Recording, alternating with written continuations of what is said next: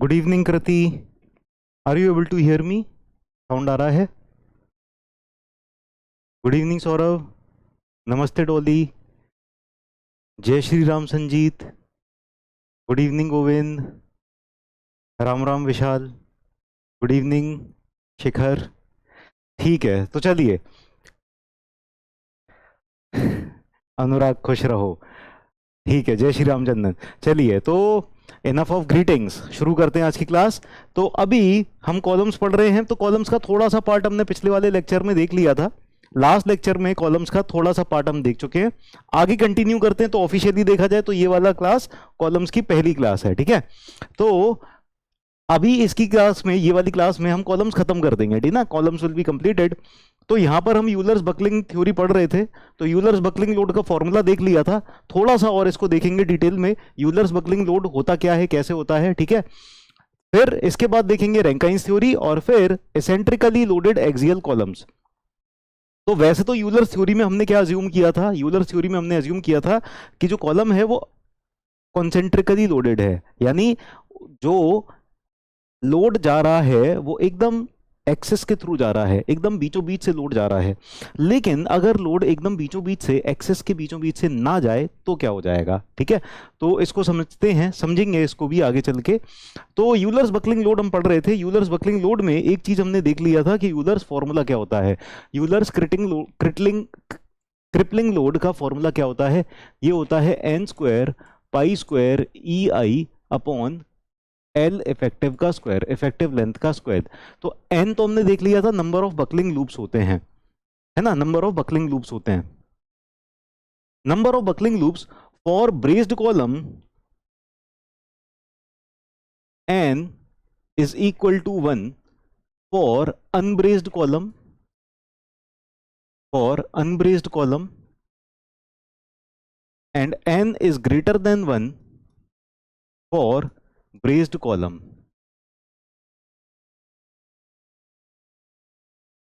For braced column, ठीक है। तो ये अनब्रेस्ड और ब्रेस्ड कॉलम का मतलब क्या है? What is the meaning of braced and unbraced column?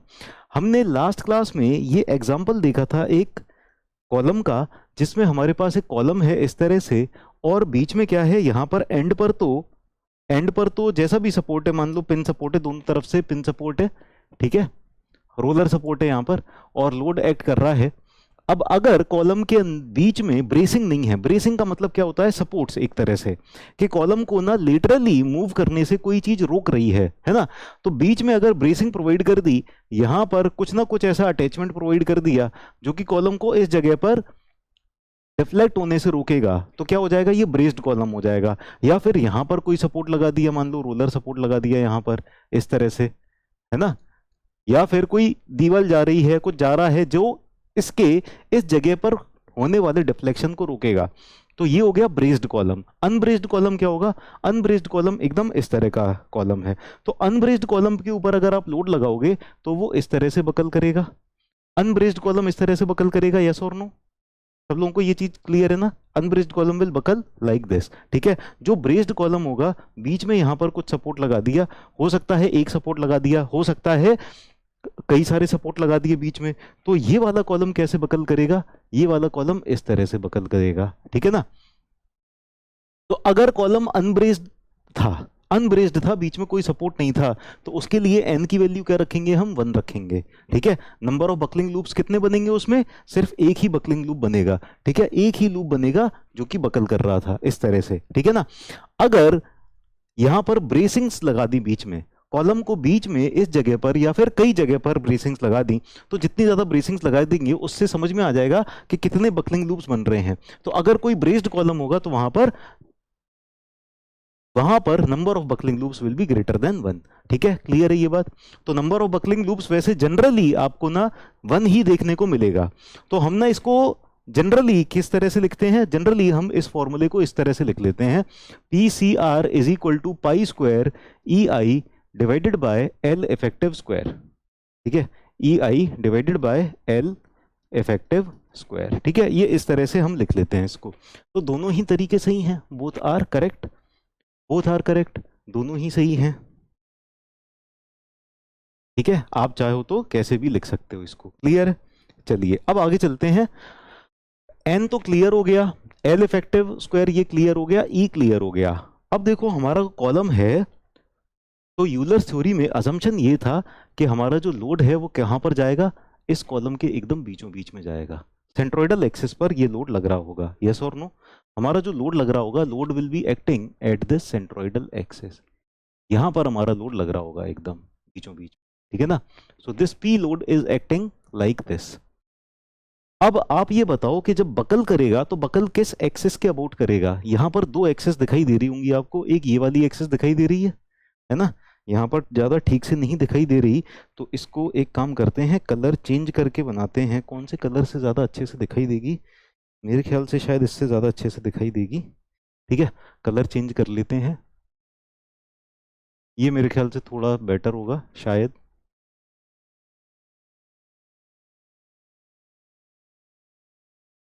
ठीक है, सो let us say this is X X axis, this is Y Y axis. X और वाई एक्सिस ऐसा नहीं है कि कोई फिक्स है ना? एक्स और वाई एक्सिस हमारी ज़रूरत के हिसाब से चेंज हो सकती है। तो यहाँ पर जेड एक्सिस क्या हो गया, जेड एक्सिस इसके बीच में आ गई है ना? और एक्स और वाई एक्सिस ये हो गई हैं। ठीक है, तो हमारा जो लोड है, load is acting at the centroid, हमारा लोड सेंट्रोइड पर एक्ट कर रहा है। ये चीज क्लियर है, सबको समझ में आ रहा है? लोड एकदम सेंट्रोइड पर एक्ट कर रहा है। अब बकलिंग कैसे हो सकती है? बकलिंग वाई एक्सिस के अबाउट भी हो सकती है, ऐसे में भी बकल कर सकता है ना कॉलम, और इसकी बकलिंग ऐसे भी हो सकती है, इस बोर्ड के बाहर आके ये वाले प्लेन में भी बकलिंग हो सकती है। दोनों जगह से बकलिंग हो सकती है। होगी कहां पर? होगी कहां पर? कौन बताएगा कहां पर होगी बकलिंग? किसके अबाउट होगी बकलिंग? बकलिंग किसके अबाउट होगी, सोचो जरा। बकलिंग किसी के भी अबाउट हो सकती है, लेकिन बकलिंग होगी उसके अबाउट जिसके अबाउट ज्यादा आसान होगा बकल होना। ज्यादा आसान होगा बकल होना जिस एक्सेस के अबाउट, उसी के अबाउट तो बकल होगा। लोड भी आसान रास्ता ही चुनेगा, है कि नहीं है? जिसके अबाउट आसानी से बकल हो सकता है वहां पर पहले बकलिंग हो जाएगी। दोनों ही लिटरल है। मयंक ने सही आंसर दिया, लेकिन है तो दोनों ही लिटरल। चाहे वाई एक्सिस के अबाउट हो बकलिंग, चाहे एक्स एक्सिस के अबाउट हो, बोथ आर लिटरल और नॉट। ठीक है, जिस एक्सिस में मोमेंट ऑफ इनर्शिया कम होगा। ठीक है, बिल्कुल सही बात है। ठीक है, अब आप ये देखो, इन दोनों में मान लो ये रहा विड्थ, ठीक है, late us say this is width B, ठीक है, ये है विड्थ बी और ये है डेप्थ डी। ठीक है, ऐसे है ना, नाम के लिए ये बी हो गया, ये डी हो गया। ठीक है, अब दोनों के अबाउट जो आई होगा वो अलग अलग होगा कि नहीं होगा? दोनों के अबाउट, अगर एक्स एक्स एक्सिस के about moment of inertia calculate करें, एक्स एक्स एक्सिस के अबाउट अगर मोमेंट ऑफ इनर्शिया कैलकुलेट करें, आई एक्स एक्स कितना आ जाएगा? I X X will be coming out to be. देखो अब जब आई एक्स एक्स ऐसे बकल कर रहा है ना, तो बी विड्थ हो जाएगा, है ना, और डी डेप्थ हो जाएगा, तो ये हो जाएगा B D cube by 12, B D cube by 12। ठीक है, और आई वाई वाई कितना हो जाएगा? आई वाई वाई, जब आई वाई वाई इस वाई वाई एक्सिस के अबाउट होगा ना, तो उसके लिए बी विड्थ जो होगा वो डी के बराबर हो जाएगा और डेप्थ बी के बराबर हो जाएगा। ठीक है ना, तो ये हो जाएगा डी बी क्यूब बाय 12। अब जब बी और डी की वैल्यू अलग अलग हैं, जब बी और डी की वैल्यू अलग अलग हैं, तो इनमें से एक ज्यादा हो जाएगा, एक कम हो जाएगा, यस और नो? आई एक्स एक्स और आई वाई वाई में से एक कम हो जाएगा, एक ज्यादा हो जाएगा। ठीक है, अभी के लिए मान लेते हैं, एक मिनट, अभी के लिए हम मान लेते हैं कि जो b है, b is greater then d, b is greater then d। अगर b ग्रेटर देन d है तो आई Y Y I X x से ज्यादा हो जाएगा। अगर b की वैल्यू d से ज्यादा है तो यहां पर b का क्यूब हो रहा है, यानी बड़ी वैल्यू का क्यूब हो रहा है, यहां पर छोटी वैल्यू का क्यूब हो रहा है। जब यहां पर बड़ी वैल्यू का क्यूब हो रहा है तो आई Y Y I X x से ज्यादा हो जाएगा। आई वाई वाई की वैल्यू आई एक्स एक्स से ज्यादा है। अब क्रिटिकल लोड अगर एक्स एक्स एक्सिस के अबाउट देखा जाए, एक्स एक्स एक्सिस के अबाउट देखा जाए, तो क्रिटिकल लोड कम आ जाएगा, क्योंकि आई की वैल्यू फिर एक्स एक्स एक्सिस के अबाउट कम है, आई एक्स एक्स रखेंगे, है ना? एक्स एक्स के अबाउट बकलिंग जल्दी हो जाएगी। और अगर वाई वाई के अबाउट देखेंगे तो आई वाई वाई की वैल्यू ज़्यादा है ना, तो इस एक्सेस के अबाउट जब बकलिंग लोड कैलकुलेट करेंगे तो ये जो लोड है वो ज़्यादा आ जाएगा। ठीक है, मान लो एक्स एक्स एक्सेस के अबाउट जब देखा तो 250 किलो न्यूटन बकलिंग लोड आ गया, और आई वाई वाई के अबाउट देखा तो 300 किलो न्यूटन बकलिंग लोड आ गया। ठीक है, ठीक है। तो अगर आई एक्स एक्स के करस्पॉन्डिंग हमने पी सी आर कैलकुलेट किया, क्रिटिकल बकलिंग लोड या यूलर्स क्रिटिकल लोड कैलकुलेट किया तो 250 किलो न्यूटन आ गया, और आई वाई वाई के करस्पॉन्डिंग इसको कैलकुलेट किया तो 300 किलो न्यूटन आ गया। तो बकलिंग किसके अबाउट होगी? बकलिंग किसके अबाउट होगी? बकलिंग किसके अबाउट होगी? एक्स एक्स के अबाउट होगी। लोड क्या हो रहा है? धीरे धीरे बढ़ता जा रहा है, 50 kilo Newton, 100 kilo Newton, 150 kilo Newton, 200 kilo Newton, और 250 किलो न्यूटन पहुंचा। तो मतलब एक्स एक्स के अबाउट बकलिंग की कंडीशन बन गई, ये बकल हो जाएगा। ठीक है ना, 300 किलो न्यूटन तक तो पहुंचने का मौका ही नहीं मिला, है ना, 251 किलो न्यूटन पे खत्म। ठीक है ना, तो बकलिंग किसके अबाउट होगी? बकलिंग किसके अबाउट होगी? जिसके अबाउट बकलिंग आसान होगी। आसान किसके अबाउट होगी? जिसके अबाउट आई मिनिमम आ जाएगा, मोमेंट ऑफ इनर्शिया जो हो जाएगा वो मिनिमम आ जाएगा। ठीक है ना, तो आई मिनिमम यहां पर कितना हो जाएगा? आई मिनिमम हो जाएगा आई एक्स एक्स के बराबर। ठीक है ना, ये चीज क्लियर है सबको? ये चीज क्लियर है? ठीक है, तो यहां पर लिख लेते हैं हम, यहां पर लिख लेते हैं ये 250 और 300 मैंने एग्जाम्पल के लिए समझाया, एग्जाम्पल से समझ में आ गया। ठीक है, तो यहां पर बकलिंग किसके अबाउट होगी? किस एक्सिस के अबाउट होगी?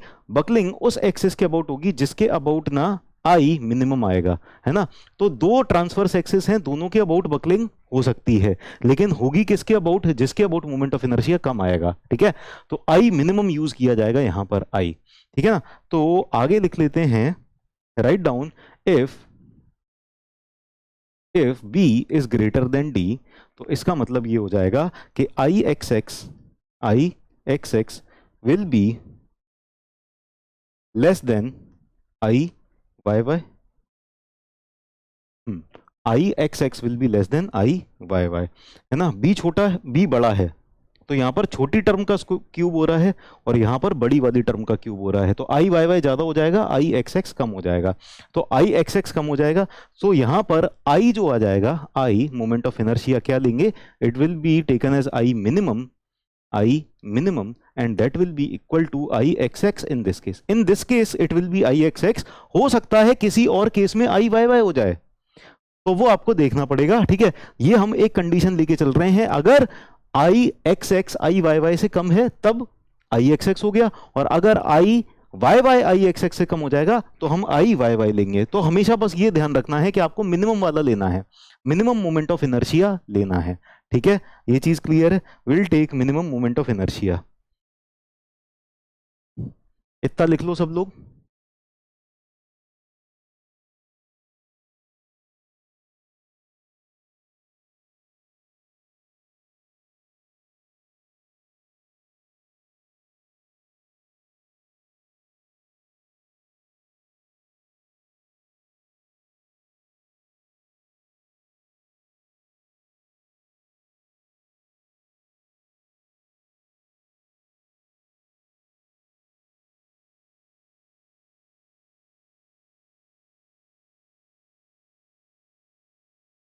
ठीक है, दिस इज अनब्रेस्ड कॉलम,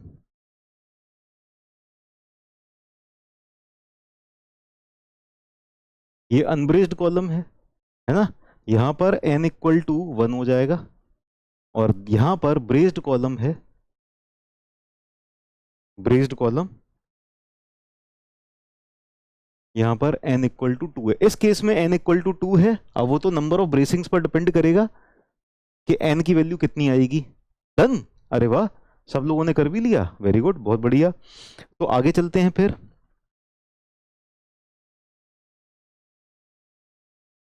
आगे चलते हैं। तो क्रिटिकल लोड क्या है? पीसीआर। अच्छा, पहले एक स्टेटमेंट लिखो, आप पहले एक स्टेटमेंट लिखो, if I X X and I Y Y are different, if I X X and I Y Y are different different then first buckling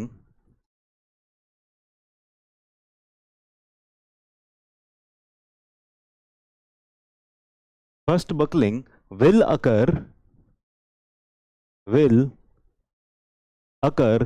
about the axis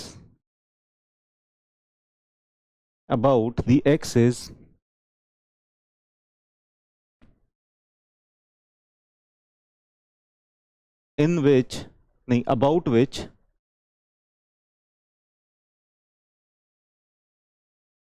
buckling load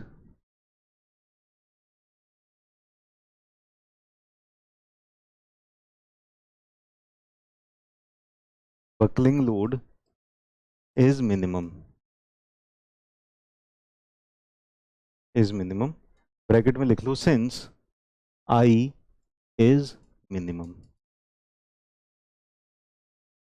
ठीक है, तो जिसके about I minimum हो जाएगा उसी के about buckling load भी minimum आ जाएगा। और बकलिंग किसके अबाउट होगी? जिसके अबाउट बकलिंग लोड मिनिमम आ जाएगा उसी के अबाउट फर्स्ट बकलिंग होगी। ठीक है सर, एक्स की जगह बस वाई कंसीडर कर लें, अभी आई एक्स एक्स ज्यादा हो जाएगा।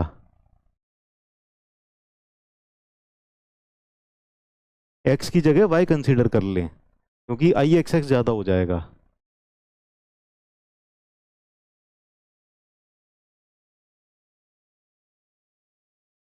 अच्छा,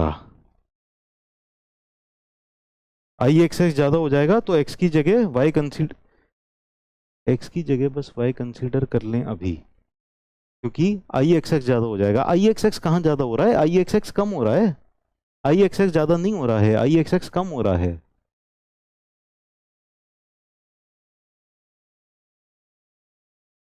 आई एक्स एक्स कम आ रहा है ना?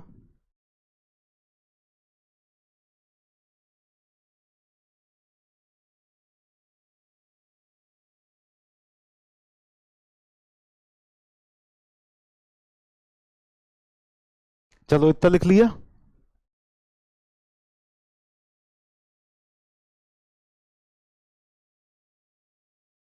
इतना लिख लिया। नाउ एक और टर्म इंट्रोड्यूस करते हैं, radius of gyration.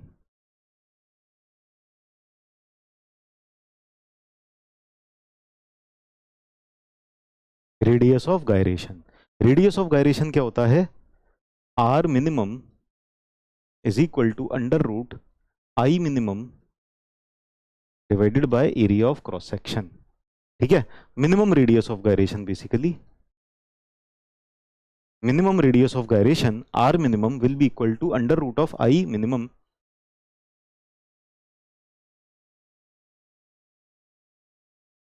Under root I minimum divided by A.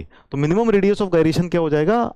I is R minimum is equal to under root of I minimum divided by ए।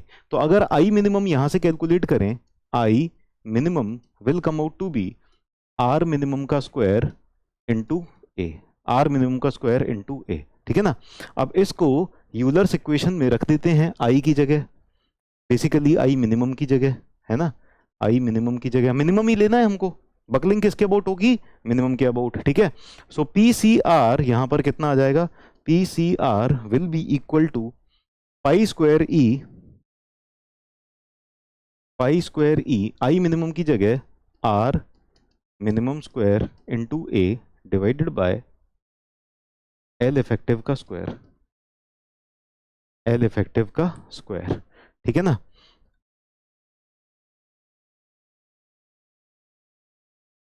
अब यहां पर इसको हम ऐसे भी लिख सकते हैं, pi square E A divided by L effective divided by R minimum का square, L effective divided by R minimum का स्क्वायर। तो P C R critical load, इसको इस तरह से भी लिख सकते हैं, pi square E A divided by lambda square. Lambda क्या होता है? Lambda is slenderness ratio. ठीक है, लेमडा एक नई टर्म है, दैट इज स्लेंडरनेस रेशियो। तो एक ये भी फॉर्मूला हो जाएगा हमारे पास, दो फॉर्मूले हो गए, दो फॉर्मूले हो गए। ठीक है, we have to take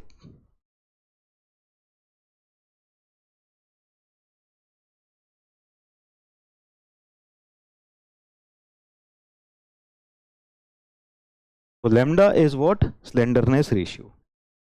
Lambda is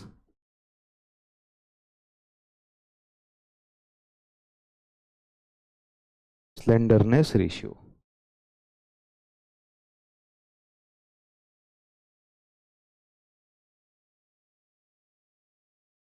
slenderness ratio क्या रिप्रेजेंट कर रहा है? स्लेंडरनेस रेशियो रिप्रेजेंट करता है कि कोई भी कॉलम कितना पतला और लंबा है। एकदम पतला और लंबा था, जैसा कि हमारे डंबल डोर थे, ठीक है, तो डंबल डोर के लिए स्लेंडरनेस रेशियो क्या हो जाएगा? ज्यादा ज्यादा हो जाएगा, यस, है ना। तो जितना पतला और लंबा कॉलम होगा उसका स्लेंडरनेस रेशियो उतना ही ज्यादा हो जाएगा, और जितना छोटा और मोटा सा कॉलम होगा उसका स्लेंडरनेस रेशियो उतना ही कम हो जाएगा, ठीक है ना। हम फर्स्ट फॉर्मूला जानते हैं तो फर्स्ट ही जानते रहेंगे क्या आगे भी, या सेकंड फॉर्मूला भी जानेंगे? चलो फर्स्ट जानते हैं तो हम फर्स्ट ही जानेंगे, हम ये सेकंड फॉर्मूले के चक्कर में नहीं पड़ रहे हैं ना। एग्जाम में आ जाएगा तो छोड़ देंगे, फालतू के काम नहीं करते अपन, छोड़ देंगे। हाँ, ठीक है, क्लियर है, चलो बहुत अच्छी बात है। इस मामले में क्लियर रहना चाहिए अपन को ना, ये सब ज्यादा ये सब सोचना नहीं चाहिए कि ये क्या है वो क्या है ना। ठीक है, चलो बहुत अच्छी बात है। तो अगर ये वाला फॉर्मूले से कुछ आया इससे मिलता जुलता तो अपन छोड़ देंगे, ठीक। तो फर्स्ट फॉर्मूला जानते हैं, वही जानते रहेंगे। अब ये जो यूलर्स क्रिटिकल लोड है या क्रिपलिंग लोड है, ठीक है, अगर इसको हम एरिया से डिवाइड कर देते हैं, एरिया को यहाँ पर नीचे ले आए, तो ये स्ट्रेस नहीं बन जाएगा? ये स्ट्रेस बन जाएगा। तो यूलर्स बकलिंग स्ट्रेस या क्रिटिकल स्ट्रेस ये क्या हो जाएगा? Pi square E upon lambda square हो जाएगा।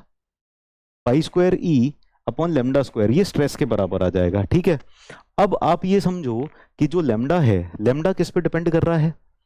लेमडा किस पे डिपेंड कर रहा है? लेमडा डिपेंड कर रहा है हमारा मोमेंट ऑफ इनर्शिया पे, मिनिमम मोमेंट ऑफ इनर्शिया और एरिया पे, ठीक है ना। और ये कॉलम जितना ज्यादा स्लेंडर होगा, पतला होगा, उसके लिए लेमडा की वैल्यू ज्यादा हो जाएगी। अब यूलर बकलिंग लोड कब ज्यादा हो जाएगा? जब लेमडा की वैल्यू कम होगी।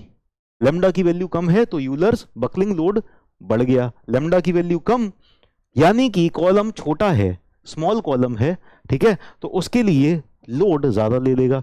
और अगर कोई पतला कॉलम है तो वो जल्दी बकल कर जाएगा। इसका मतलब मुझे ये समझ में आ रहा है, इसका मतलब जरा ध्यान से देखना कि हमारा जो मटेरियल है, ठीक है, ध्यान से सुनना, मटेरियल है, मटेरियल अपनी यील्ड स्ट्रेस पर पहुंचने से पहले बकल करेगा या नहीं?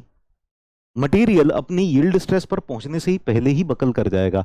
अगर पतला और लंबा सा कॉलम है ना, तो क्या होगा? इसके लिए लेमडा जैसे ही बढ़ा, लेमडा जैसे ही बढ़ा तो लोड कम हो गया, ठीक है ना। तो मतलब ये जो हमारा कॉलम है ना, कॉलम अपने यील्ड स्ट्रेस तक नहीं पहुंच पाएगा। मान लो माइल्ड स्टील का कॉलम था तो 250 न्यूटन पर एम स्क्वायर, या फिर कंप्रेशन में देखें तो 263 होता है ना।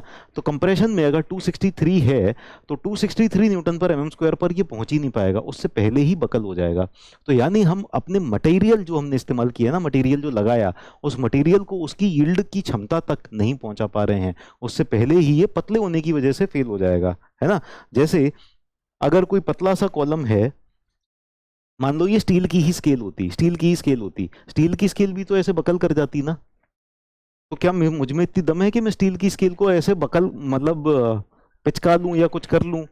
नहीं ना, क्योंकि स्टील की तो स्ट्रेंथ बहुत ज्यादा होती है, स्टील की स्ट्रेंथ बहुत ज्यादा होती है, लेकिन क्योंकि ये बहुत पतली सी स्केल होगी, अगर ये स्टील की भी है, बहुत पतली सी स्केल होगी, तो वो ऐसे ही बकल कर जाएगी, ठीक है ना। तो इसकी जो यील्ड स्ट्रेस आती है, यील्ड स्ट्रेस के आने से बहुत पहले ही बकल कर जाता है पतला और लंबा सा कॉलम, ठीक है। तो इसीलिए ना हम क्या करते हैं, हम बनाते कैसे हैं, थोड़े से मोटे कॉलम बनाते हैं जो कि बकलिंग में फेल ना हो, हम उनकी ना फुल स्ट्रेंथ तक पहुंच सकें, ठीक है ना। मतलब अप्रोप्रिएट फैक्टर ऑफ सेफ्टी जरूर लगाएंगे, लेकिन फिर भी वो फैक्टर ऑफ सेफ्टी किस पे लगेगी? उसकी जो यील्ड स्ट्रेस होगी वहां पर लगाएंगे ना, है ना। लेकिन अगर बकलिंग हो गई तो यील्ड स्ट्रेस तो बहुत दूर की बात है, हमारा तो बहुत पहले ही बकल कर जाएगा। समझ में आई बात? समझ में आई बात? ठीक है, चलिए बहुत अच्छे। तो ये वाला फॉर्मूला भी लिख लिया।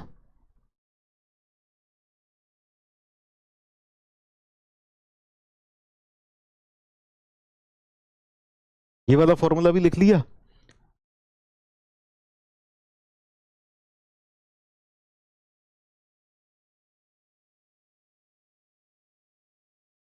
आगे चलते हैं। तो अब अगर दोनों तरफ ना पीई, ई भी लिख सकते हैं, यूलर्स लोड है तो ई लिख दिया, ठीक है, PE PE is equal to PCR, है ना। यूलर्स क्रिटिकल लोड या Euler's buckling load, Euler's load. ठीक है, देखो कई जगह पर ई लिखा रहेगा, कई जगह पर सीआर लिखा रहेगा। ठीक है, तो नोटेशन कई बार इस तरह से कंफ्यूजिंग वाली यूज कर लेते हैं जिससे हमें कंफ्यूजन हो जाता है। तो इसीलिए ना दोनों नोटेशंस पे काम करते चलो, तो आपको एग्जाम में कंफ्यूजन नहीं होगा। ठीक है, अब दोनों तरफ एरिया से डिवाइड कर दिया जाए, तो यहां पर भी एरिया से डिवाइड कर दिया, इधर भी एरिया से डिवाइड कर दिया, तो pi square E upon lambda square हो जाएगा। ये क्या हो जाएगा, pi square E upon lambda square, pi square E upon lambda square E आ जाएगा। ठीक है ना।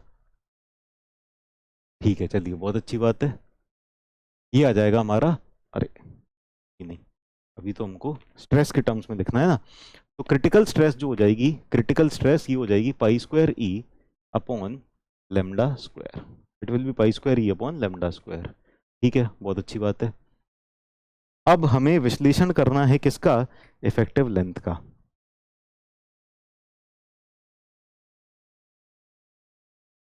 सर लेमडा रिलेशंस क्या बताया पीसीआर के साथ, खुद ही सोचो ना, बताने की जरूरत नहीं है, तुम खुद सोच लो। लेमडा बढ़ेगा तो ये क्या हो जाएगा, इनवर्सली प्रोपोर्शनल टू स्क्वायर है ना, इनवर्सली प्रोपोर्शनल टू स्क्वायर है। तो लेमडा बढ़ गया तो ये क्या हो जाएगा, कम हो जाएगा, और लेमडा कम हो गया तो ये बढ़ जाएगा। लेकिन ये कभी भी किससे ज्यादा नहीं जा सकता, यील्ड स्ट्रेस से ज्यादा, यील्ड स्ट्रेंथ के करस्पॉन्डिंग जो लोड आएगा ना उससे ज्यादा नहीं जा सकता। यील्ड स्ट्रेंथ तक पहुंच गया मटेरियल अगर, तो फिर अगर यील्ड स्ट्रेंथ तक पहुंच गया मटेरियल, है ना, तो कॉलम क्या है फिर इतना पतला नहीं है, वहां पर क्रशिंग आएगा। तो ये वाला जो फॉर्मूला है ये सिर्फ बकलिंग के लिए एप्लीकेबल है, it is applicable only for buckling. ठीक, यस सर लिखने से भी ब्लॉक कर दिया जाता है क्या, यस सर लिखने से भी ब्लॉक कर दिया जाता है क्या, अरे ये तो नहीं पता था। किस किस को ब्लॉक हुआ है यस सर लिखने से।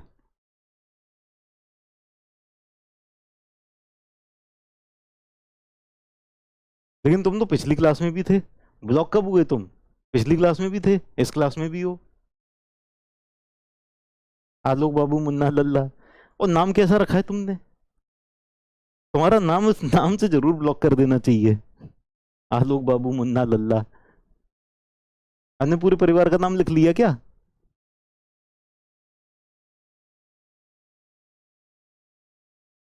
अच्छा तुम्हारा दोस्त ब्लॉक हुआ है, ओहो,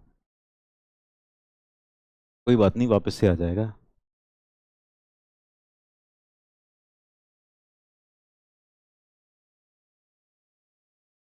अच्छा कुछ लोग बताने के लिए भी होने चाहिए कि मेरा दोस्त ब्लॉक हो गया है, दोस्ती निभाने के लिए।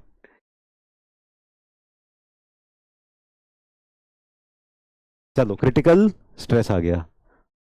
सर मैं तो डाउट पूछते वक्त ही ब्लॉक हो गया था, इसीलिए तो डाउट नहीं पूछना है आपको, बस यस सर कर, नहीं यस सर से भी तो ब्लॉक हो जाते हैं। क्या करना है, कुछ नहीं करना है, शांति से पढ़ते रहना है। ठीक है, डाउट्स कहाँ पर पूछने हैं, डाउट सेक्शन में। चलो तो यहां तक आ गए हैं, अब हम चलते हैं इफेक्टिव लेंथ पर। ठीक है, जो इफेक्टिव लेंथ होती है ना, इफेक्टिव लेंथ डिपेंड करती है लेंथ ऑफ द कॉलम पे और कॉलम की एंड कंडीशंस पे। ठीक है ना, कॉलम की एंड कंडीशंस पे भी डिपेंड करती है और टोटल लेंथ पे भी डिपेंड करती है। अब जैसे कोई कॉलम है बोथ एंड हिंज, ठीक है, दोनों एंड हिंज्ड हैं कॉलम के, दोनों एंड हिंज्ड हैं। ठीक है ना, एक एंड इस तरह से हिंज्ड है, रोलर मान लो या हिंज्ड ही मान लो। ठीक है, so both end are hinged of this column, अगर दोनों एंड हिंज्ड हैं तो इफेक्टिव लेंथ एल इफेक्टिव कितनी हो जाएगी, L effective will be equal to the length of the column, है ना, जो अनसपोर्टेड लेंथ है ना ये इस लेंथ के बराबर हो जाएगी इस केस में। One and hinged and other fixed, तो एक एंड फिक्स्ड है और दूसरी एंड हिंज्ड है। ठीक है, तो यहां पर एल इफेक्टिव कितनी हो जाएगी, यहां पर effective length will be equal to L by root two, L by root two, both end fixed, अगर दोनों एंड कॉलम के दोनों एंड फिक्स्ड हैं इस तरह से, बोथ एंड्स आर फिक्स्ड, तो हमारी एल इफेक्टिव हो जाएगी, effective length will be equal to L by two, और एक एंड फिक्स्ड है दूसरा फ्री है इस तरह से है। ठीक है, तो यहां पर इफेक्टिव लेंथ हो जाएगी 2L।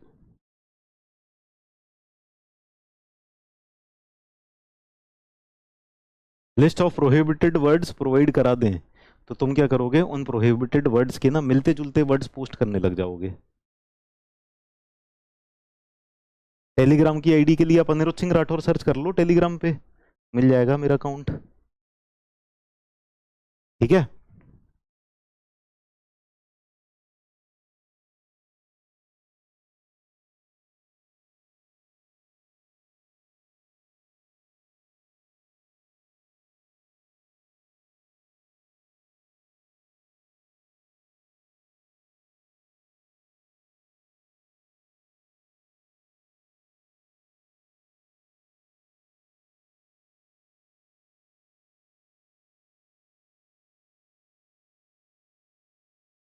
लिख लिया सबने? All of you have written?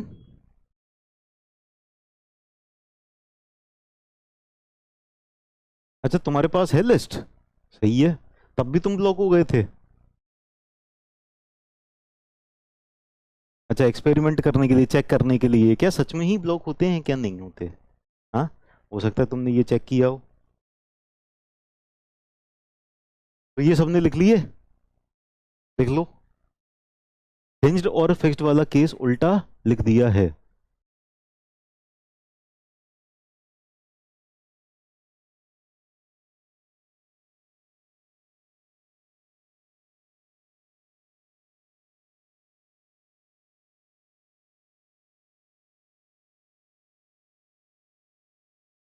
सही तो लिखा है। सेकंड एंड थर्ड कॉलम एक जैसा बनेगा। एक जैसा मतलब सेकंड एंड थर्ड एक जैसे लग रहे हैं क्या? देखो यहाँ पर ऊपर हिंज है,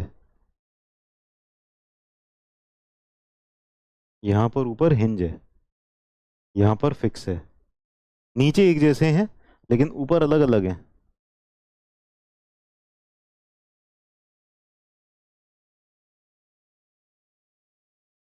हम लोग कॉलम का डिजाइन कैसे करते हैं जिसमें क्रिपलिंग स्ट्रेस यील्ड स्ट्रेस से ज्यादा हो? क्रिपलिंग स्ट्रेस कभी यील्ड स्ट्रेस से ज्यादा हो ही नहीं सकती। यील्ड स्ट्रेस से ज्यादा कैसे चली जाएगी?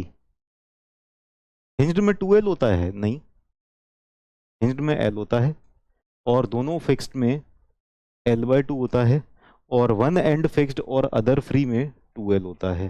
ठीक है, सही लिखा है ये। साइड प्लीज, ओके, ये वाली साइड आ जाते हैं।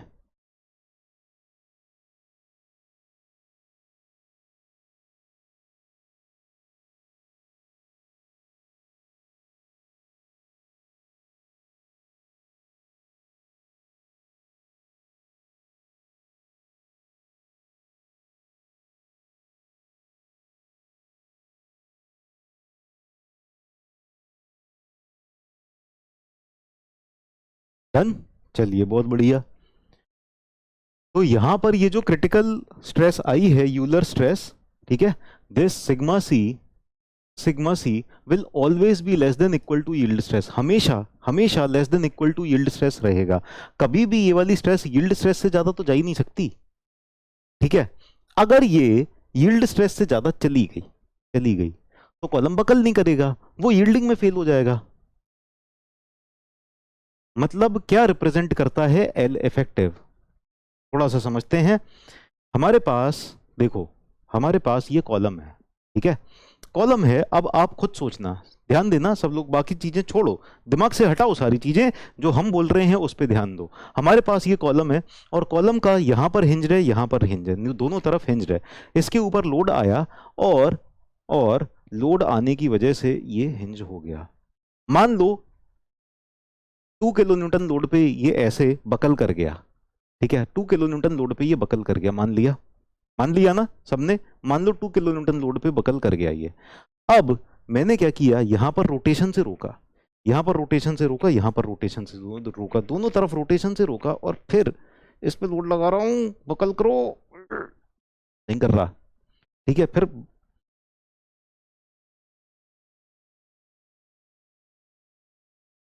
अगर मैंने यहां पर रोटेशन से रोक लिया और मैंने यहां पर रोटेशन से रोक लिया, रोटेशन से रोका ना, और फिर इसको बकल करा रहा हूं ना, तो बहुत मुश्किल है। लेकिन अगर यहां पर रोटेशन अलाउड है दोनों एंड पर, फिर बकल बड़े आसानी से हो जाएगा। समझ में आ रही है बात? समझ में आ रही है बात? यानी अकेले कॉलम की लेंथ से फर्क नहीं पड़ता है, किस चीज से फर्क पड़ता है कि कितनी लेंथ बेंडिंग में पार्टिसिपेट कर रही है, बकलिंग में पार्टिसिपेट कर रही है। ठीक है, अब यहां से मैंने रोक दिया रोटेशन के लिए, है ना, यहां पर मैंने रोटेशन से रोक दिया, रोटेशन होने के लिए रोक दिया, यहां पर भी रोटेशन से रोक दिया। तो क्या होगा, इसकी कुछ लेंथ जो होगी यहां पर ऐसे पकड़ी हुई है, ये बकलिंग में पार्टिसिपेट नहीं कर रही है, और यहां पर भी कुछ लेंथ ऐसी होगी जो बकलिंग में पार्टिसिपेट नहीं कर रही है।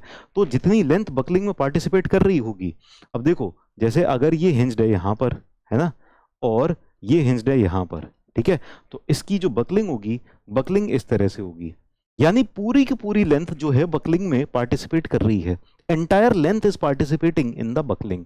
ठीक है, और अगर हमारा कॉलम ऐसा है इस तरह से, ठीक है, तो यहां पर अगर बकल करता भी है, बहुत ज्यादा लोड बढ़ाते जाएंगे बढ़ाते जाएंगे बढ़ाते जाएंगे, है ना, और अगर बकल करता भी है तो इसका जो बकलिंग का शेप हो जाएगा ना, वो कुछ इस तरह से हो जाएगा, इस तरह से बकल करेगा ना, क्योंकि ऊपर वाले सपोर्ट पर देयर इज नो रोटेशन, नीचे वाले सपोर्ट पर देयर इज नो रोटेशन। ठीक है, तो इसका ना कुछ इतना हिस्सा आएगा जो बकलिंग में पार्टिसिपेट कर रहा है, इतना हिस्सा। ठीक है, ये कितनी लेंथ आएगी जो बकलिंग में पार्टिसिपेट कर रही है, ये लेंथ आएगी हमारी L/2, L/2, ये हो जाएगी हमारी L इफेक्टिव। ठीक है, हिंज में क्या आ जाएगा, ये पूरी की पूरी लेंथ आ जाएगी L, ये वाली length L is equal to L effective के बराबर आ जाएगी।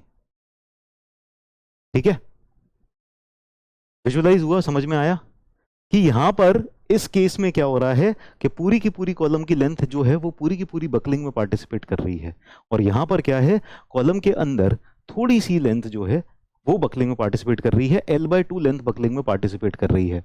इसको और अच्छे से समझने के लिए, इसमें और अच्छे से समझने के लिए ध्यान दो बेटा, पहले तुम क्वेश्चन पूछने लग जाते हो, समझते पहले नहीं हो, दिक्कत तभी आती है ना। ये जो पॉइंट है जीरो बेंडिंग मोमेंट वाले, point of zero bending moment के बीच की जो लेंथ ले ली जाए, है ना, या फिर जहां पर पॉइंट ऑफ कॉन्ट्राफ्लेक्चर आ रहा है ये वाली लेंथ ले ली जाए, ये रिप्रेजेंट करती है वन एंड फिक्स्ड में, तब L effective 2 times of length कैसे हुआ। ठीक है, अब यहां पर हमने क्या समझा, यहां पर हमने ये समझा कि ये जो point of zero bending moments के बीच में, point of zero bending moment के बीच वाला जो है ना, ये वाली जो लेंथ है ना, दिस इज L इफेक्टिव, है ना, दोनों एंड जब पे जहां पर जिस जगह पर point of zero bending moment आ रहा है, यानी कर्वेचर चेंज हो रहा है ना, इसके बीच वाली लेंथ है L इफेक्टिव। ठीक, अब हमारे पास एक कॉलम ऐसा भी है, एक केस ऐसा भी है जिसमें इस तरह से है, एक एंड पर फिक्स्ड और एक एंड पर फ्री, है ना, एक एंड पर फिक्स्ड और एक एंड पर फ्री। ठीक है, एक एंड पर फिक्स्ड है, दूसरे एंड पर फ्री है। अब इसकी बकलिंग कैसे होगी, ऐसे होगी, इसकी बकलिंग ऐसे होगी। अब यहां पर point of zero bending moment एक ही मिल रहा है मुझे, एक ही मिल रहा है ना, यहां पर तो बेंडिंग मोमेंट आ रहा होगा, यहां पर आ रहा होगा, यहां पर आ रहा होगा, यहां पर आ रहा होगा, point of zero bending moment मुझे नहीं दिख रहा, दूसरा दूसरा वाला नहीं दिख रहा। तो दोनों पॉइंट ऑफ जो जीरो बेंडिंग मोमेंट होंगे, दोनों point of zero bending moment होंगे, उसके बीच की लेंथ ली जाएगी ना, यहाँ पर दूसरा वाला तो दिख ही नहीं रहा। तो इसकी अगर मैं मिरर इमेज बना दूं नीचे, ठीक है, इसकी मैं मिरर इमेज बना दूं नीचे, तो मुझे कैसा दिखाई देगा, ये ऐसा दिखाई देगा, और इसकी मिरर इमेज नीचे जब जाके देखूंगा तो इस जगह पर मुझे जीरो बेंडिंग मोमेंट का दूसरा पॉइंट दिखाई देगा। तो यहाँ पर जो L इफेक्टिव हो जाएगी ना, वो 2L के बराबर हो जाएगी। हालांकि कॉलम खुद वहां तक नहीं गया है, लेकिन दूसरा point of zero bending moment मुझे मिल ही नहीं रहा है ना। तो जितना यहां से यहां तक है ना, इतना ही यहां से यहां पर अगर होगा तो यहां पर ये point of zero bending moment दिखाई देंगे। तो इस केस में मुझे L इफेक्टिव 2L के बराबर आ जाएगा, है ना। So this will be the L effective, 2L के बराबर आ जाएगा। ठीक है, क्लियर है,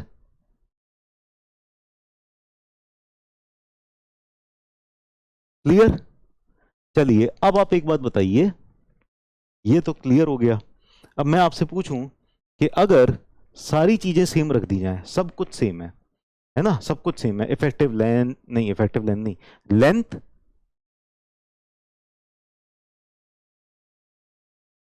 if identical columns, question, if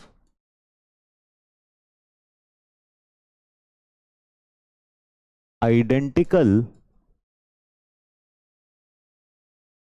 columns are used but they have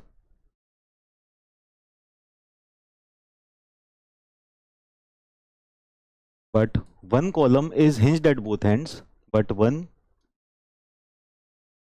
column is hinged at both ends, hinged at both ends, and other is fixed at both ends,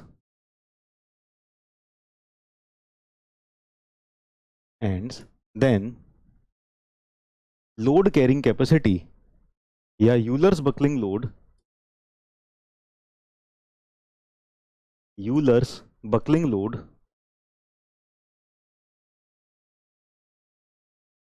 for column 2,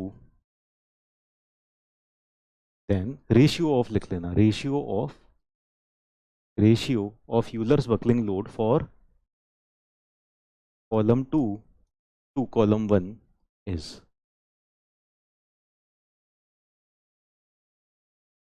option A 1, option B 1/2, option C 2, option D 4.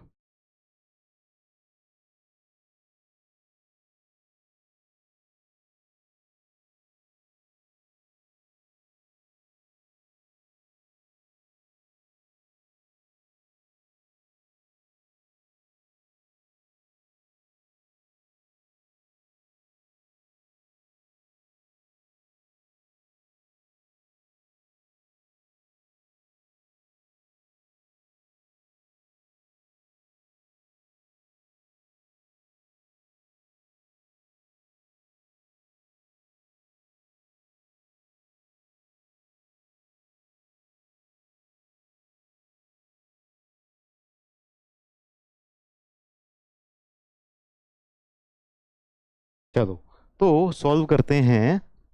देखो हमारे पास identical columns हैं, identical columns है यानी सारी चीजें same है ना, लेंथ विड्थ हाइट सब सेम है, लेकिन बस सपोर्ट कंडीशंस अलग अलग हैं। They are different, they are having different support condition, support condition दोनों की अलग अलग है। पहला कॉलम है, फर्स्ट कॉलम, इसके दोनों एंड हिंज हैं, ठीक है, दोनों एंड हिंज है, इस तरह से है पहला कॉलम। दूसरा कॉलम जो है जिसके दोनों एंड्स फिक्स्ड हैं, बोथ एंड्स आर फिक्स्ड, ठीक है। अब इसके लिए P1 निकाल लेते हैं, यूलर्स बकलिंग लोड कितना हो जाएगा, पाई स्क्वायर ई आई अपॉन एल इफेक्टिव स्क्वायर, ठीक है। तो यहां पर एल इफेक्टिव एल के ही बराबर हो जाएगा, in this case L effective will be equal to L, तो ये हो जाएगा pi square E I divided by L square, ठीक है ना। ये हो जाएगा पहले के लिए। दूसरे के लिए P2 कितना हो जाएगा, ये हो जाएगा pi square E I divided by L effective square, ठीक है। तो pi square E I divided by L effective कितना हो जाएगा, L/2 हो जाएगा, सो L/2 का स्क्वायर हो जाएगा, यानी ये हो जाएगा 4 पाई square E I divided by L square, ठीक है। ये P2 आ गया। अब अगर हम P2 और P1 का रेशियो देखेंगे तो कितना आ जाएगा, P2 divided by P1 will be equal to 4 आ जाएगा। तो correct answer will be option D, option D will be the correct answer, ठीक है। तो देखें कितने बच्चों ने डी ऑप्शन किया था, डी ऑप्शन किया था 0% बच्चों ने, बहुत बढ़िया, शानदार, जबरदस्त, जिंदाबाद। किसी को पोल नहीं आया मतलब कि ठीक है कोई बात नहीं, ठीक है, किसी को भी पोल नहीं आया, ओहो, कोई बात नहीं, कोई बात नहीं, चलो ठीक है, नेवर माइंड, है ना। समझ में आ गया ना ये वाला क्वेश्चन और इसका आंसर और इसका सॉल्यूशन, सब कुछ समझ में आ गया, ठीक है। पोल नहीं आया तो कोई बात नहीं, चलिए अब आगे चलते हैं।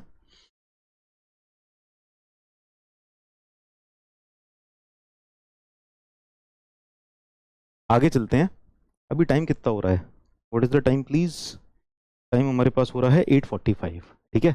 तो हमारे पास 45 मिनट्स और हैं, 45 मिनट्स के अंदर हम निपटा देंगे क्या, निपटा नहीं निपटा देंगे तो कल की क्लास में थोड़ा सा ले लेंगे, है ना। एक्चुअली ना पोल नहीं आने का एक दूसरा कारण है,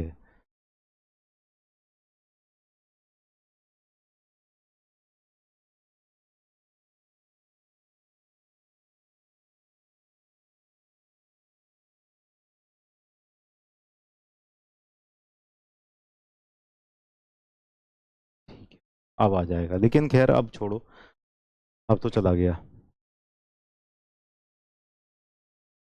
846 हो गए हैं, हो 1 मिनट ज़्यादा हो गया। और सर इन्फ्लुएंस लाइन डायग्राम और शेयर ऑफ पॉइंट क्या होता है? अच्छा, स्ट्रक्चर के भी क्वेश्चन यहीं पे कराएं? ठीक है, चलिए यहाँ तक सब कुछ हो गया ना। अब आगे चलते हैं।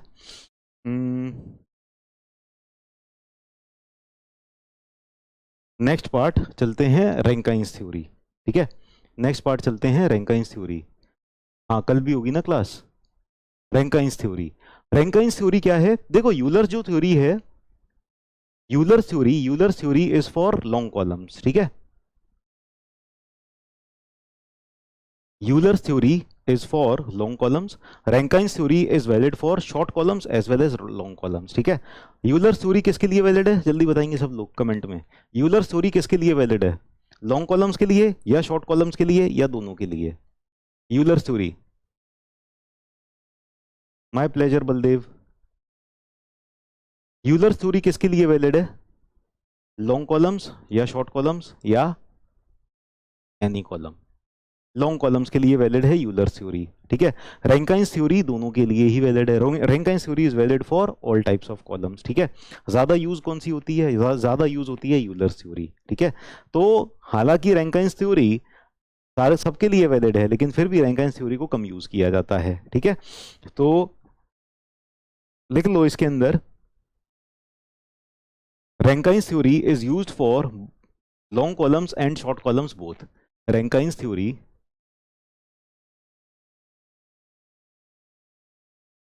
is used for long columns and short columns both.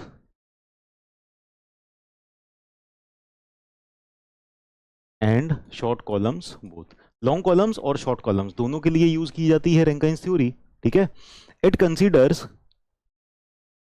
It considers combined failure, combined failure. ठीक है, कंबाइंड फेलियर कंसीडर करती है ये थ्योरी। ठीक है, लेकिन ये थ्योरी ज्यादा यूज नहीं की जाती।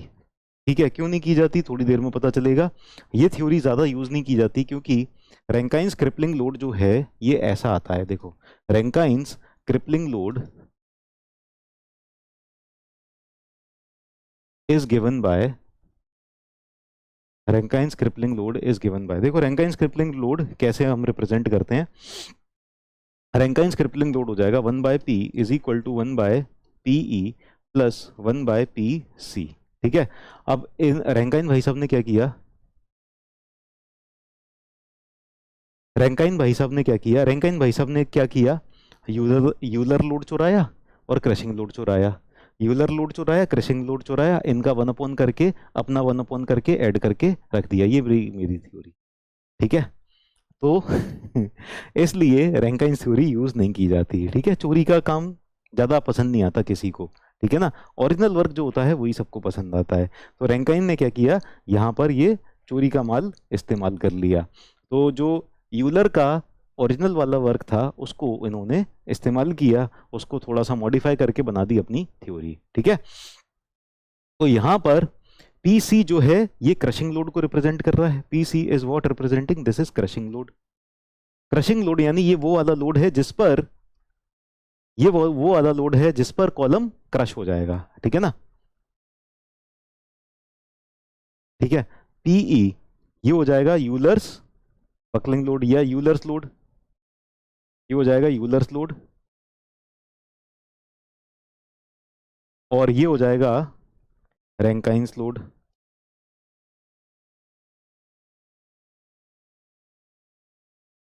रैंकाइंस लोड,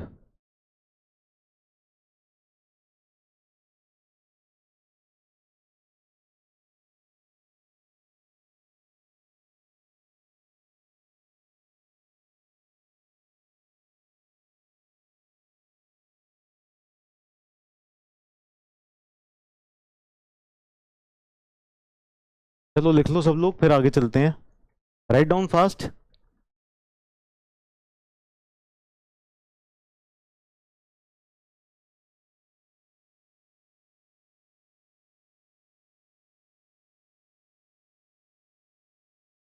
ठीक है, चलो आगे चलते हैं। अब ये देखो, रैंकाइंस थ्योरी ये लिख लिया। अब रैंकाइंस थ्योरी को अगर ना रैंकाइन लोड को अगर सॉल्व करें तो ये क्या हो जाएगा, इन दोनों का एलसीएम ले लेते हैं, तो ये P C plus PE divided by P C plus PE divided by whole divided by PE into P C हो जाएगा। फिर इसका रिवर्स कर देंगे, ठीक है, ऐसे कर देते हैं, P C plus PE divided by PE into P C हो जाएगा, ये हो जाएगा। फिर इससे जो रैंकाइंस लोड आएगा, P is equal to PE into P C divided by PE plus P C, ठीक है। अब अगर यहां पर ऊपर नीचे दोनों से डिवाइड कर दिया जाए पीई को, पीई डिवाइड कर दिया, तो ये आ जाएगा P C divided by 1 plus P C upon PE, ये आ जाएगा। न्यूमरेटर से भी पीई डिवाइड कर दिया और डिनोमिनेटर में से भी पीई डिवाइड कर दिया, तो ये इस तरह से आ जाएगा, ठीक है।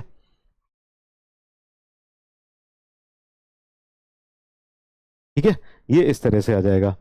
अब क्रशिंग लोड क्या हो जाएगा, क्रशिंग स्ट्रेस, जिस स्ट्रेस पर क्रशिंग हो रही है, क्रशिंग स्ट्रेस इनटू एरिया, ये हो जाएगा divided by 1 plus P C, again crushing stress into area हो जाएगा। और पीई क्या हो जाएगा, हमने पहले देखा था, पीई पीई हो जाएगा पाई स्क्वायर ई ए अपॉन लेमडा स्क्वायर, है ना, पाई स्क्वायर ई ए अपॉन लेमडा स्क्वायर।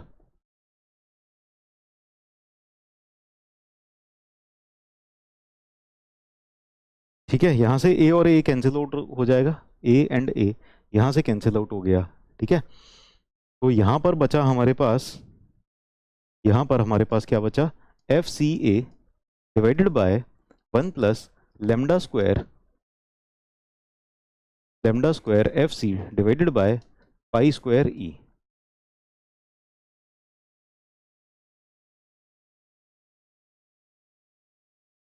ठीक है, इतना बचा, कोई दिक्कत।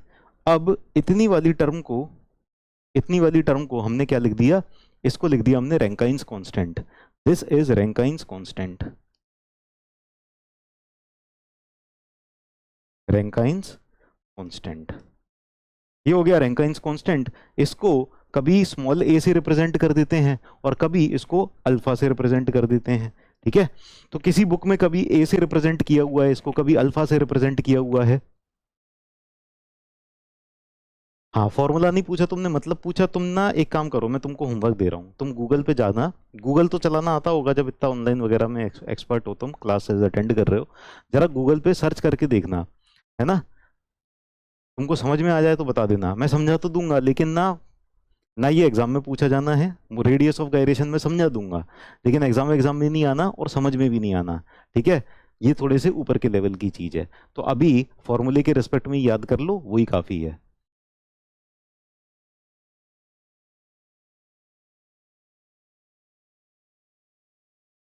ठीक, तो यहां पर ये जो हमारा पी हो जाएगा, और शायद हो सकता है मिले भी ना, गूगल पे भी कई सारी बुक्स में भी नहीं मिलेगा, you will not even find in the books also.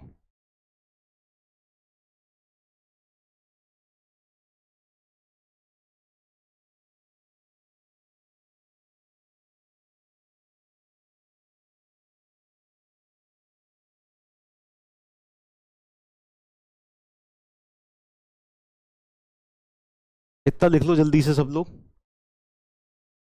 Sir मेरे दोस्त को अनब्लॉक करा दीजिए सर, खाए जा रहा है। क्यों, उसको क्या दिक्कत है, पढ़ना ही तो है, तुमको कमेंट करने में इतना ज्यादा सुकून क्यों आता है।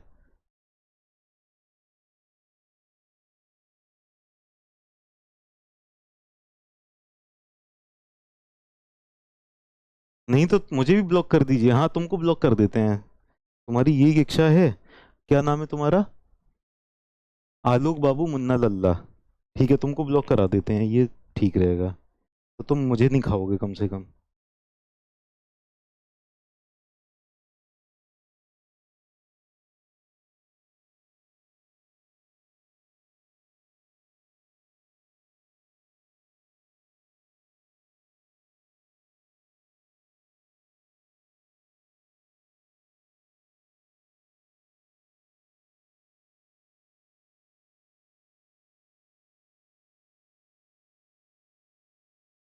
ये सबने लिख लिया। अब इसके आगे अगर हम रैंकाइन्स की स्ट्रेस लिखें, रैंकाइन की स्ट्रेस क्या हो जाएगी? Rankine's stress will be equal to P upon area. Area अगर इधर ले जाएंगे तो पी अपॉन एरिया हो जाएगा, रैंकाइन स्ट्रेस हो जाएगी P upon area, and that will be equal to F C upon 1 plus alpha lambda square. ठीक है, ये रैंकाइन की स्ट्रेस हो जाएगी। अब रैंकाइन्स कांस्टेंट की वैल्यू देखें जरा। क्रशिंग स्ट्रेस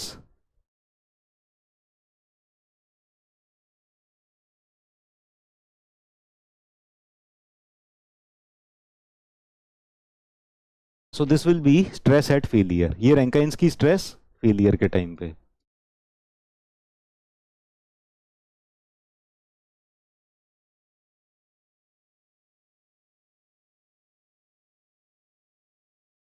लिख लिया? जल्दी से बता दो। डन। एफ सी क्या है? Crushing stress.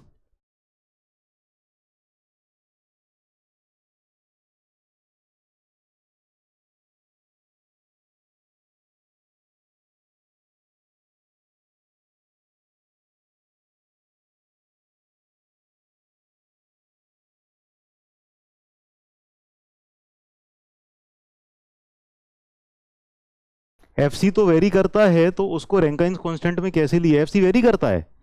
ये तुम सीख के कहां से आते हो? कहां से, मतलब तुमने जो चीजें सीख के आ जाते हो, मुझे तो उस पे मतलब पहले तो ये कंफर्म तो करो कि एफ सी वेरी करता है कि नहीं करता। वैसे ही अल्फा क्या है हमारे पास? अल्फा रैंकाइन्स कांस्टेंट है। अल्फा जो रैंकाइन्स कांस्टेंट है उसकी वैल्यू क्या है? F C upon pi square E. ठीक है, it will be F C upon pi square E, है ना। माइल्ड स्टील में क्रशिंग कितने पर होगी? माइल्ड स्टील में क्रशिंग कितने पर होगी? लगभग 263 पर होगी ना, या फिर कोई ब्रिटल मटेरियल है, क्रशिंग बेसिकली उसके लिए होगा। तो क्रशिंग जो स्ट्रेस होगी, क्रशिंग स्ट्रेस, ये कांस्टेंट होगी ना, किसी मटेरियल के ऊपर डिपेंड करेगी। एफ सी को सिग्मा सी लिखिए, आप लिखिए, हम नहीं लिखेंगे, हमारी मर्जी, हम एफ सी लिखेंगे एफ सी को। ठीक है, तो दिस इज रैंकाइन्स कांस्टेंट, ये है रैंकाइन्स कांस्टेंट। और रैंकाइन्स कांस्टेंट की वैल्यू अलग अलग मटेरियल के लिए अलग अलग होगी। ठीक है, तो जैसे रैंकाइन्स कांस्टेंट हो जाएगा 1/7500 for mild steel, 1/7500 for mild steel. ठीक है, ये हो जाएगा 1/1600 फॉर कास्ट आयरन। ये दोनों वैल्यूज आपको क्या करना है? रटनी है। क्यों रटनी है? क्योंकि इनके ऊपर ऑब्जेक्टिव में क्वेश्चंस सीधे सीधे रैंकाइन्स कांस्टेंट की वैल्यू पूछ ली जाती है। ठीक है, तो ये रट लेना है। Sir crushing and compressive failure same होगा? हाँ बिल्कुल। क्रशिंग स्ट्रेस कंप्रेशन में क्रश हो गया ना, दैट इज सेम। टिम्बर के लिए बताएं, कौन सा वाला टिम्बर? बहुत सारी लकड़ियां हैं, बहुत सबकी अलग अलग होगी, है कि नहीं?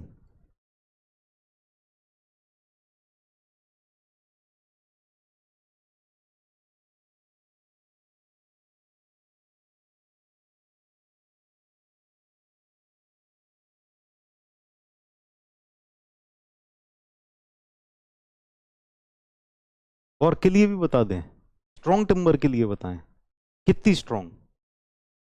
तुम्हारे जितनी स्ट्रॉन्ग कि मेरे जितनी स्ट्रॉन्ग? प्लान वुड के लिए या एलिवेशन वुड के लिए?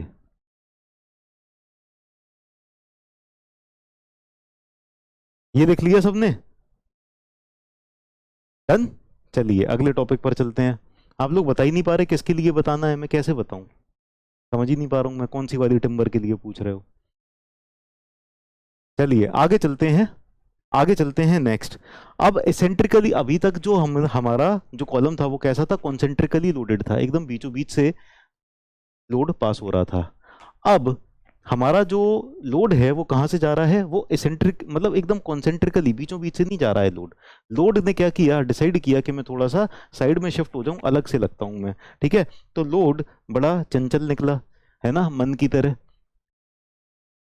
आज मन नहीं दिखाई दिया, मन चंचलता से याद आया कि मन तो आज दिखाई नहीं दिया, ठीक है।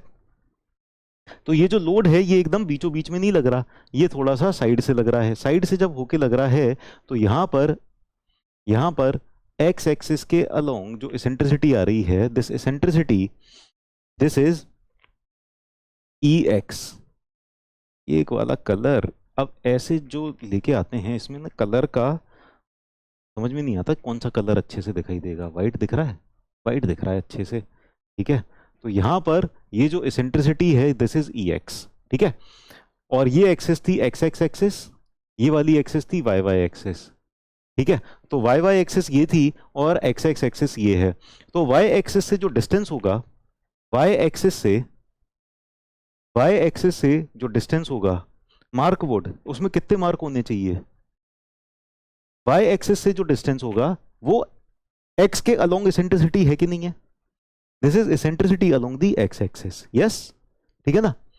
तो जब लोड हमारा यहां पर इस लोकेशन पर लग रहा है ना, एकदम बीचों बीच में नहीं लग रहा, लोड यहां पर लग रहा है, और जब लोड यहां पर लग रहा है तब इन दैट केस क्या सिचुएशन बनेगी, क्या सिचुएशन बनेगी, तो ये समझते हैं, है ना, क्या सिचुएशन होगी ये समझते हैं। तो देखो अगर इसको ना यहां पर बनाए तो हमारा जो लोड है वो यहां कहीं पर एक्ट हो रहा है, ठीक है। At this location load is acting, और ये जो इसेंट्रिसिटी है ये ई एक्स है ना। अब आपको पहले से पता है ना, हम लोड शिफ्टिंग देख चुके हैं ना, आपको पता है ना लोड शिफ्टिंग में क्या करते हैं हम। जो हमारा लोड है, अब इस लोड की वजह से आपको पता है ना, अगर लोड P यहां पर एक्ट कर रहा है तो इसकी वजह से एक मोमेंट भी आ रहा है, यस और no, there is one moment is also coming, एक मोमेंट भी आ रहा है इसकी वजह से। ये एक्स एक्स एक्सिस हो गई, है ना, ये वाई वाई एक्सिस होगी। तो यहां पर क्या है, इसकी वजह से एक मोमेंट भी आ रहा है, यहां पर P लोड लग रहा है एट दिस लोकेशन, इस प्लेन से परपेंडिकुलर इस तरह से P लोड जाता हुआ दिखाई दे रहा है, ठीक है। यहाँ पर क्रॉस बना देना, ये जो क्रॉस है ना, क्रॉस ये रिप्रेजेंट करता है कि यहाँ पर लोड ऐसे लग रहा है जो आपको एक बिंदी के फॉर्म में दिखाई देगा, है ना। तो क्रॉस ये रिप्रेजेंट करता है कि इस प्लेन से परपेंडिकुलर इस तरह से लोड लग रहा है। तो हमने ये वाला जो था ना, ये इसको इधर पे ऐसे बना दिया, ठीक है। अब नाउ दिस इज बी, ये बी विड्थ है और ये डेप्थ डी है, ठीक है।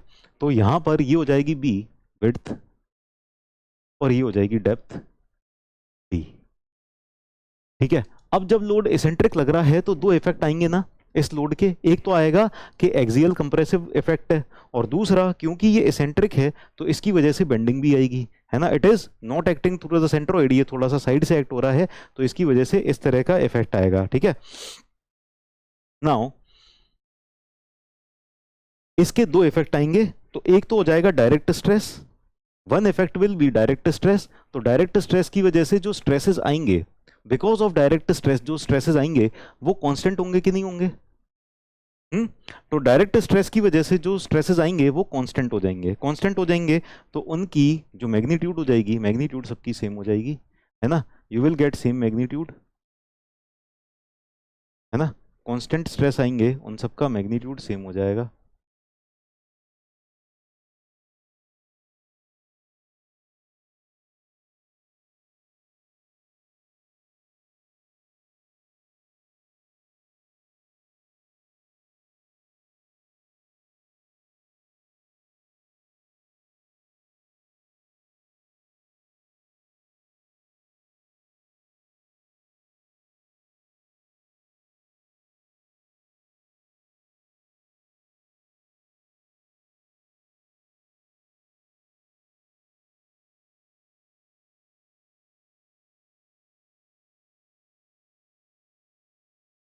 इससे अच्छा तो लाइन से ही बना देते, जल्दी बन जाता। खैर चलो ठीक है, बन गया, ठीक है। So this is representing the same magnitude, है ना, हर जगह पर सेम मैग्नीट्यूड, ठीक है, हर जगह पर सेम मैग्नीट्यूड। तो यहां पर जो स्ट्रेस आएगा डायरेक्ट स्ट्रेस, डायरेक्ट स्ट्रेस कितना हो जाएगा, सिग्मा डी, ये force divided by cross sectional area हो जाएगा, sigma D force divided by cross sectional area हो जाएगा, ठीक है। And this is what compressive, है ना। अच्छा, कॉलम के लिए जो कंप्रेसिव होता है ना वो पॉजिटिव होता है, कॉलम के लिए कंप्रेसिव इज पॉजिटिव। जब कॉलम की बात करेंगे तो कंप्रेशन पॉजिटिव हो जाएगा, टेंशन नेगेटिव हो जाएगा। ठीक, चलिए ये तो हो गया। अब हम चलते हैं, हम्म, हम चलते हैं बेंडिंग स्ट्रेस। तो बेंडिंग स्ट्रेस डिस्ट्रीब्यूशन कैसा हो जाएगा? बेंडिंग स्ट्रेस डिस्ट्रीब्यूशन हो जाएगा इस तरह से, बेंडिंग स्ट्रेस डिस्ट्रीब्यूशन हो जाएगा लाइक दिस। एक मिनट,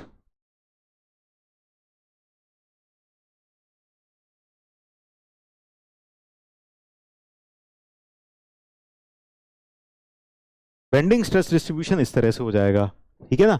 तो यहां पर बेंडिंग इस तरह से आ रही होगी, bending will be coming like this, इस तरह से, है ना। तो यहां पर कंप्रेशन दे रही होगी, यहां पर कंप्रेशन दे रही होगी, और यहां पर टेंशन टेंशन आ रहा होगा इसकी वजह से। तो कंप्रेशन पॉजिटिव हो जाएगा, यहां पर कंप्रेशन आएगा ये पॉजिटिव हो जाएगा, यहां पर टेंशन आएगा ये नेगेटिव हो जाएगा। और इसका जो स्ट्रेस डिस्ट्रीब्यूशन बनेगा, इसका जो स्ट्रेस डिस्ट्रीब्यूशन बनेगा वो ऐसा बन जाएगा, इसी तरह से, ठीक है ना। Here stress distribution will be like this. Clear और नॉट? किसी को कोई दिक्कत? तो बेंडिंग स्ट्रेस की वजह से इस तरह का डिस्ट्रीब्यूशन आ जाएगा, ऐसा डिस्ट्रीब्यूशन आ जाएगा बेंडिंग स्ट्रेस की वजह से।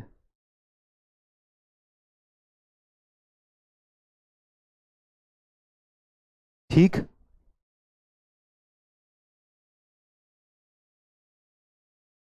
तो यहां पर जो मैक्सिमम डिस्टेंस आपको देखने को मिलेगा, दिस मैक्सिमम डिस्टेंस यहां से, ये d/2 देखने को मिलेगा, ठीक है। और बेंडिंग किस एक्सिस के अबाउट हो रही है? y एक्सिस के अबाउट हो रही है ना। तो मैक्सिमम डिस्टेंस क्या हो जाएगा? x मैक्स हो जाएगा, x मैक्स,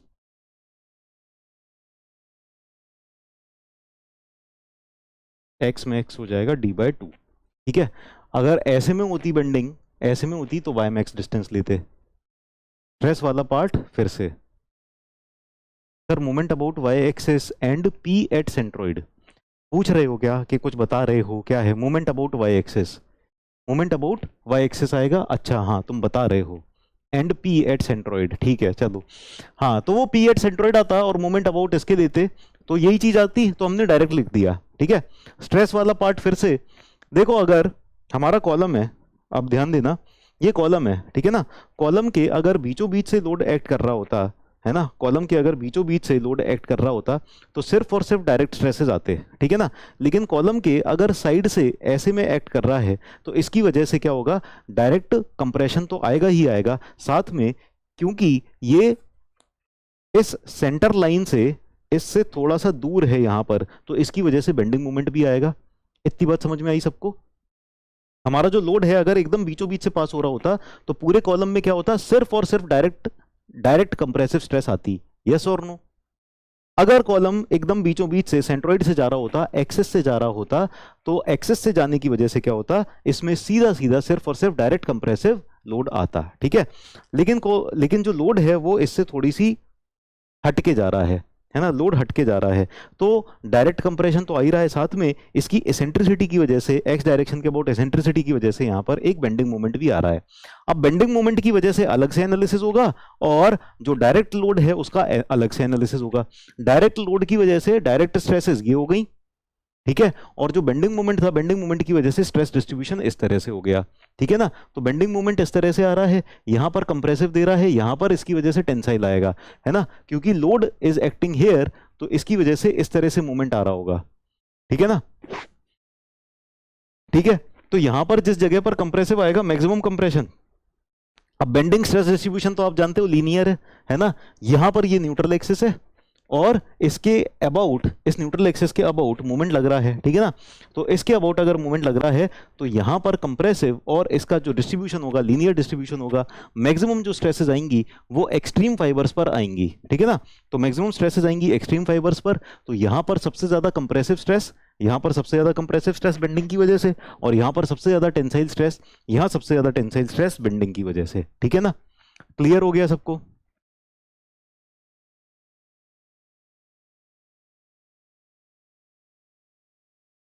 एक मिनट, तुमको ब्लॉक कराता हूं अभी।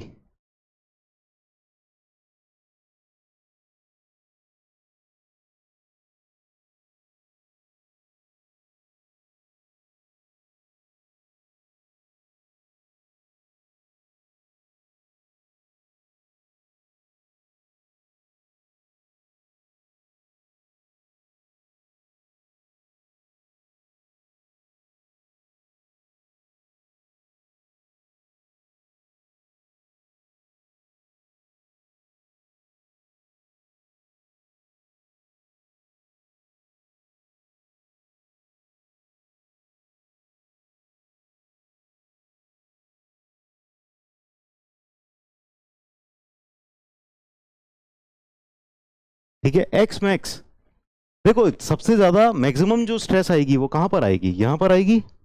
मैक्सिमम बेंडिंग स्ट्रेस इस जगह पर आ रही होगी। ठीक है, maximum bending stress is coming at this location. चलिए यहां पर मैक्सिमम बेंडिंग स्ट्रेस आ रही है, तो न्यूट्रल एक्सिस से डिस्टेंस लेना होगा ना। ठीक है, न्यूट्रल एक्सिस से एक्सट्रीम फाइबर का डिस्टेंस, अब ये हम अलोंग जा रहे हैं एक्स एक्सिस के अलोंग जा रहे हैं ना, तो ये एक्स कोऑर्डिनेट के अलोंग जा रहे हैं। वैसे हम क्या लेते हैं, वाई मैक्स लेते हैं। जब हम बीम लेते थे और बीम का जो सेक्शन लेते थे क्रॉस सेक्शन, तो वहां पर लेते थे हम ऐसे वाई मैक्स न्यूट्रल एक्सिस से डिस्टेंस, लेकिन यहां पर हम एक्स के अलोंग जा रहे हैं, एक्स एक्सिस के अलोंग, तो ये हो जाएगा एक्स मैक्स। ठीक है,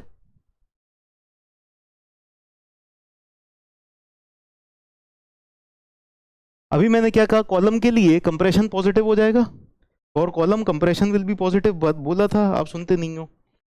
और कॉलम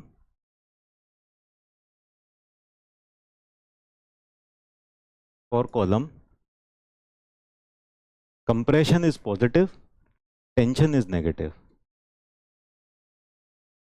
ठीक है, कॉलम में कंप्रेसिव लोड आते हैं और कंप्रेसिव ही डिजायरेबल होते हैं, तो कॉलम के लिए कंप्रेशन पॉजिटिव हो जाएगा, टेंशन नेगेटिव हो जाएगा। ठीक है, क्लियर है।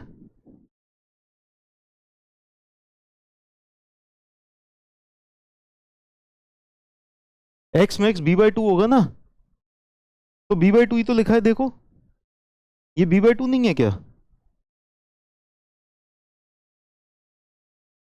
स्मॉल बी है, अच्छा स्मॉल बी है। वो क्या है, ऐसे घूम गया था, रोटेट हो गया था, ऐसे हो गया था, रोटेशन हो गया था उसका, इसीलिए डी डी बन गया था, वो वापस से घुमा के सही कर दिया, बी बाई टू होगा वो। ठीक है,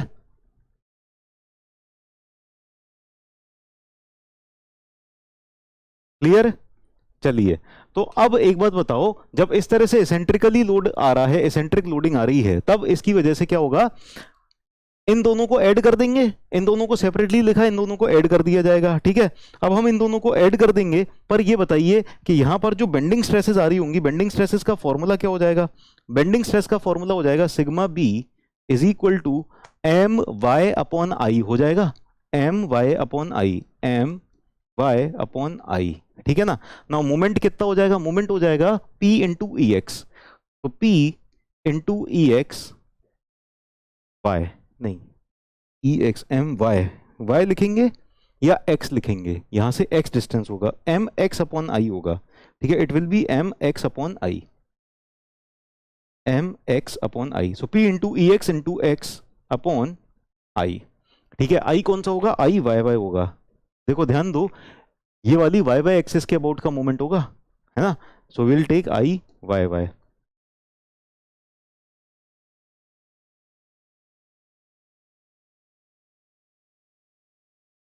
ठीक है, डन।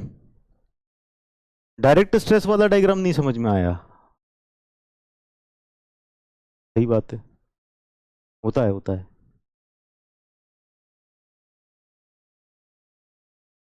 ठीक है, चलो अब जब आपको नेट रिजल्टेंट निकालना है स्ट्रेस डिस्ट्रीब्यूशन, है ना, तो डायरेक्ट स्ट्रेस की वजह से देखा कि कांस्टेंट पूरे के ऊपर आ रहा है, पूरे के ऊपर जो स्ट्रेस आ रही है वो कांस्टेंट आ रही है।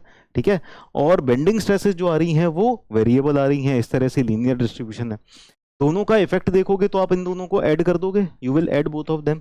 तो जब इनको ऐड कर देंगे दोनों को, तब इनका तीन पॉसिबल कंडीशंस आएंगी, तीन पॉसिबिलिटीज आएंगी, है ना, इन दोनों को ऐड करने पे तीन पॉसिबिलिटीज आएंगी। तीन पॉसिबिलिटीज क्या क्या आएंगी, there will be three possibilities.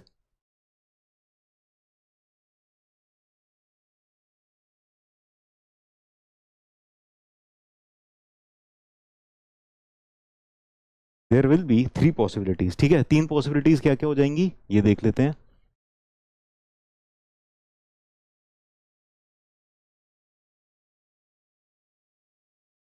देखो अब तीन पॉसिबिलिटी क्या हो जाएंगी, सबसे पहली बात, यहां पर देखो, यहां पर तो कंप्रेसिव ही होगा, है कि नहीं है, ये प्लस और ये प्लस दोनों कंप्रेसिव।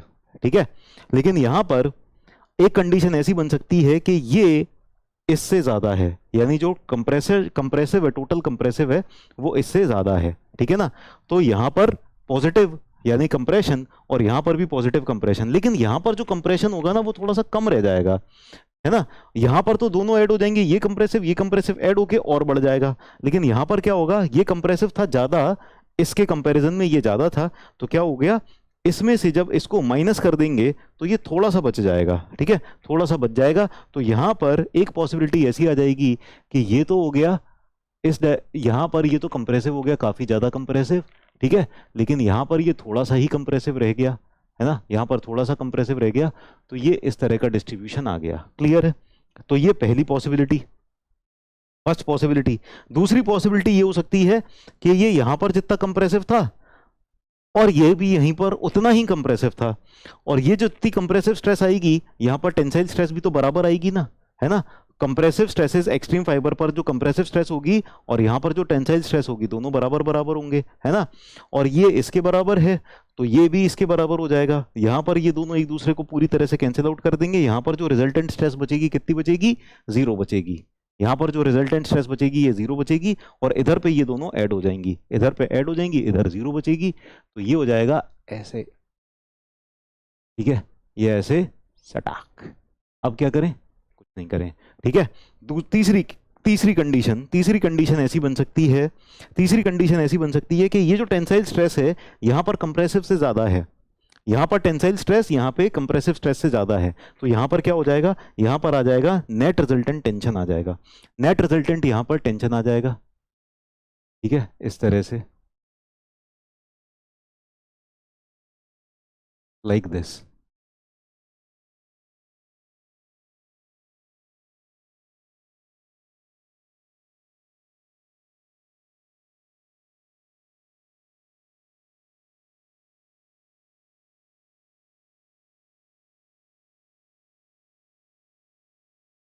ठीक है, तो यहां पर तो कंप्रेशन रहेगा क्योंकि दोनों ही कंप्रेशन है ना। यहां पर क्या आ जाएगा, नेट रिजल्टेंट टेंसाइल आ जाएगा। थर्ड बताइए फिर से, क्या बताना है। ये जो टेंशन है ये कंप्रेशन से ज्यादा हो गया, क्या नेट रिजल्टेंट क्या बचेगा, बताओ गणेश जी।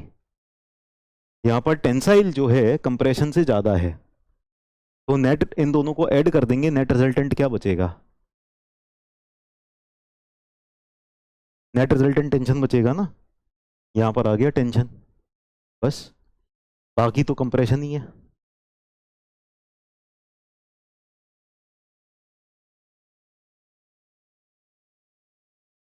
ठीक, अब यहां पर जो नेट रिजल्टेंट स्ट्रेस होगी वो sigma D plus sigma B हो जाएगी, sigma D plus sigma B हो जाएगी। बेंडिंग स्ट्रेस और डायरेक्ट स्ट्रेस दोनों ऐड हो जाएंगी, यहां पर भी sigma D plus sigma B हो जाएगी, लेकिन दोनों बराबर बराबर हैं, है ना। सिग्मा डी और सिग्मा बी दोनों बराबर हैं इस केस में, तभी तो यहां पर नेट रिजल्टेंट 0 आ रहा है। तो यहां पर क्या हो जाएगा, 2 सिग्मा डी हो जाएगा, 2 सिग्मा डी। यहां पर sigma D plus sigma B, ये तो हमेशा ही sigma D plus sigma B रहेगा, दोनों ऐड हो रहे हैं, ठीक है।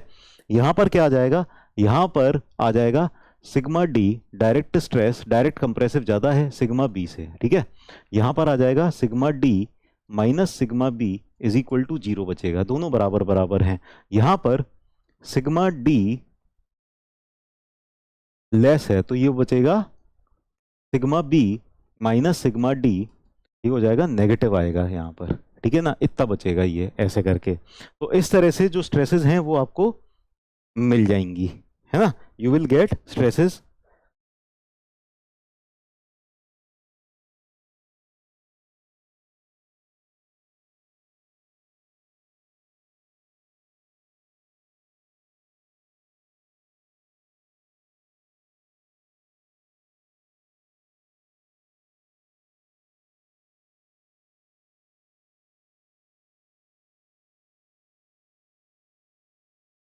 सर जीरो कैसे होगा, हाफ पार्ट रह जाएगा, अच्छा हाफ रह जाएगा, यानी 2 - 2 इज इक्वल टू हाफ रह जाएगा, 1 रह जाएगा, ऐसा नहीं मैथ, है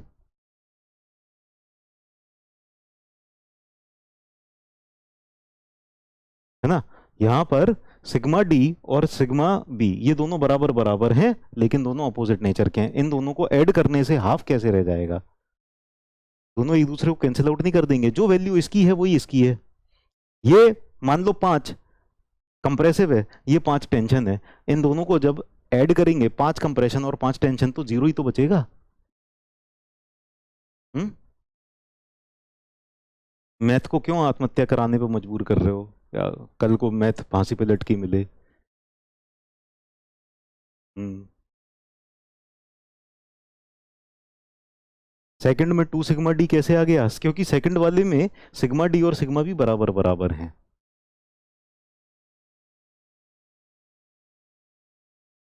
ठीक है, सेकंड वाले में सिग्मा डी और सिग्मा बी बराबर बराबर हैं। तो sigma D plus sigma B, 2 sigma D भी लिख सकते हैं, 2 सिग्मा बी भी लिख सकते हैं, sigma B plus sigma D भी लिख सकते हैं। ठीक, डन। चलिए, बहुत ही बढ़िया। नाउ जब हम कॉलम्स वगैरह बनाते हैं, कॉलम्स के लिए कर ली, ठीक है, कॉलम्स बनाते हैं तो कॉलम्स के लिए हम ये चाहते हैं कि कॉलम्स के अंदर कैसा लोड आए, कॉलम्स के अंदर हमेशा आना चाहिए compressive load. When we are designing columns, columns को कंप्रेसिव लोड के लिए डिजाइन करते हैं। हम नहीं चाहते कॉलम्स में कभी भी टेंशन लोड आए। तो मैक्सिमम सिचुएशन क्या आ सकती है, देखो, पूरे इसमें पूरे में कंप्रेशन है तो ये एक्सेप्टेबल है। इसमें बहुत से बहुत होते हुए यहां पर क्या आ गया है, यहां पर आ गया है 0। ठीक है, लेकिन कभी भी टेंशन तक नहीं पहुंचना चाहिए, टेंशन तक कभी नहीं पहुंचना चाहिए। तो मैक्सिमम लिमिट ये है कि ये 0 होना चाहिए। इसका मतलब क्या है, इसका मतलब ये है कि हमारी जो डायरेक्ट स्ट्रेस है ना, वो या तो बेंडिंग स्ट्रेस से ज्यादा हो या बहुत से बहुत बराबर आ जाए। Direct stress should be either greater than the bending stress और इक्वल टू बेंडिंग स्ट्रेस। कभी भी डायरेक्ट स्ट्रेस बेंडिंग स्ट्रेस से कम नहीं जानी चाहिए। जैसे ही डायरेक्ट स्ट्रेस जो है, डायरेक्ट स्ट्रेस बेंडिंग स्ट्रेस से कम हो गई, तो इन दोनों का जो डिफरेंस आ जाएगा ना, वो नेगेटिव आ जाएगा। क्योंकि यहां पर बेंडिंग स्ट्रेस क्या है, टेंसाइल है, ये कंप्रेसिव है। तो ये अगर कम रह गई इससे, तो नेट रिजल्टेंट क्या आ जाएगा, टेंसाइल आ जाएगा। So we never want this, ये कभी नहीं चाहते। तो कुछ ना कुछ ऐसी कंडीशन होनी चाहिए ना, कुछ ना कुछ कंडीशन तो डेराइव करनी पड़ेगी कि हम कॉलम्स में सेफ रहें, है ना, कॉलम्स में सेफ रहें, कुछ ना कुछ कंडीशन ऐसी होनी चाहिए। ठीक है, तो क्या कंडीशन रखें, तो लिखो पहले तो आप, in case of columns, in case of columns, tensile stresses are not desirable. In case of columns, in case of columns, tensile stresses are not desirable. Tensile stresses desirable नहीं है, नहीं है। तो इसका मतलब क्या है, इसका मतलब यह है कि अगर हमको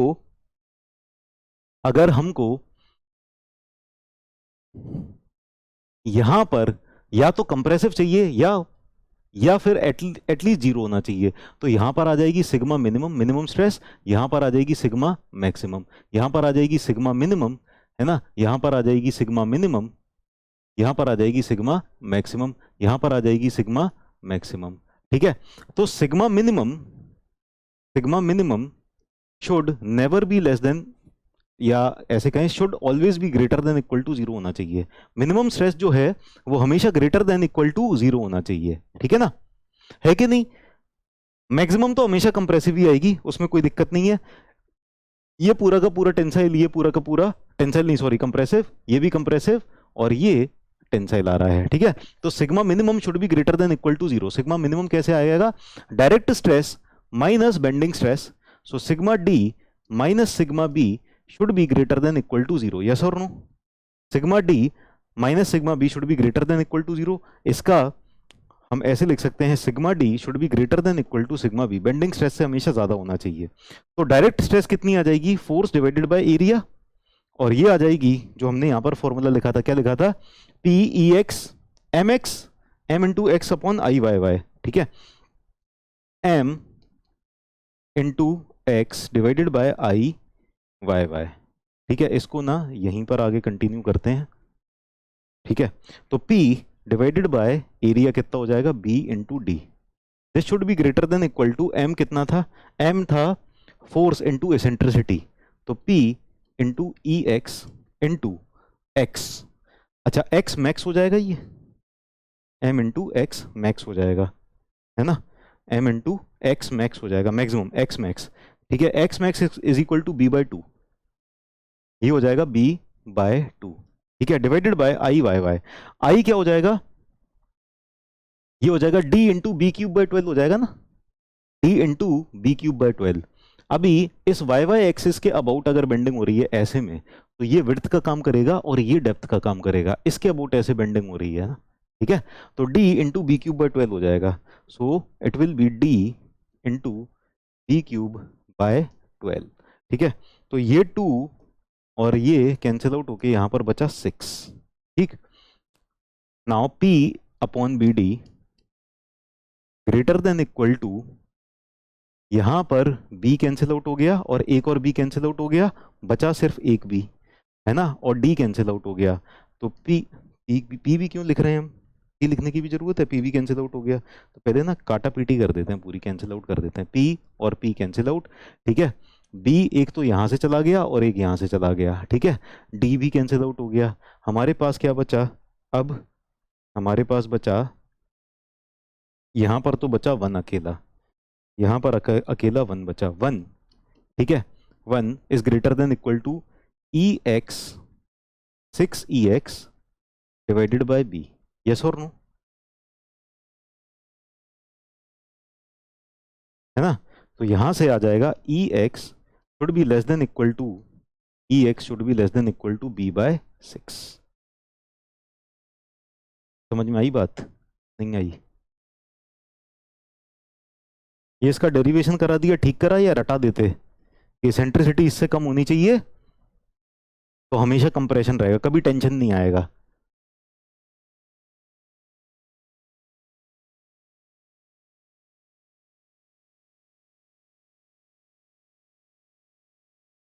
कहाँ गए सब लोग, चले गए क्या?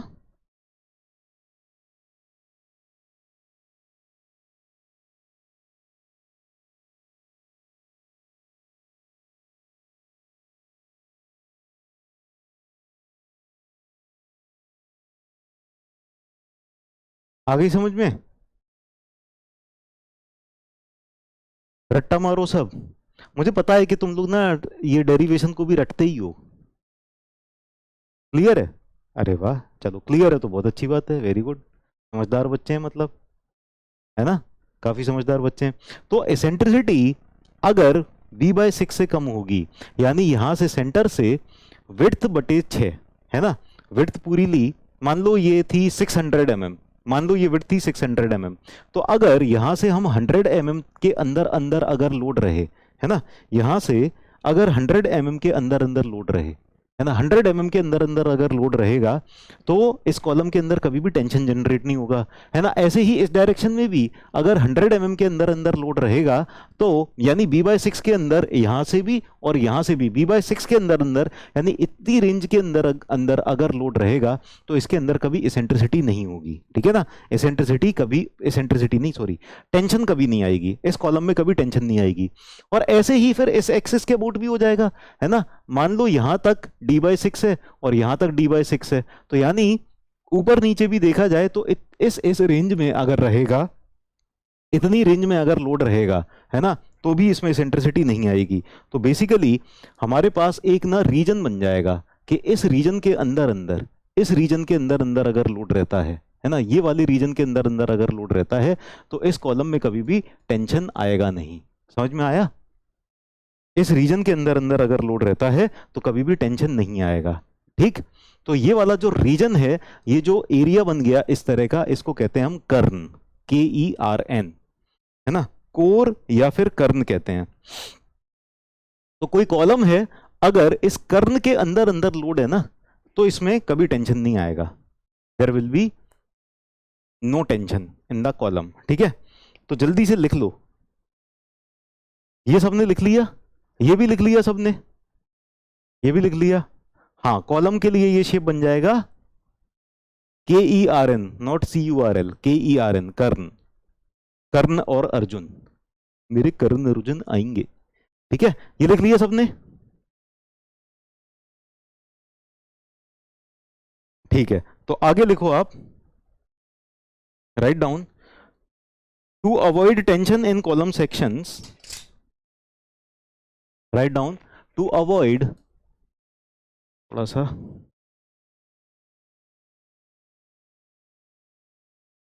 To avoid tension in column sections loads must be placed loads must pass through must pass through the middle third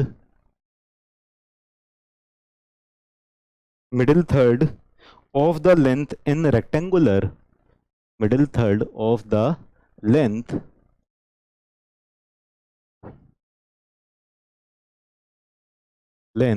in rectangular and square columns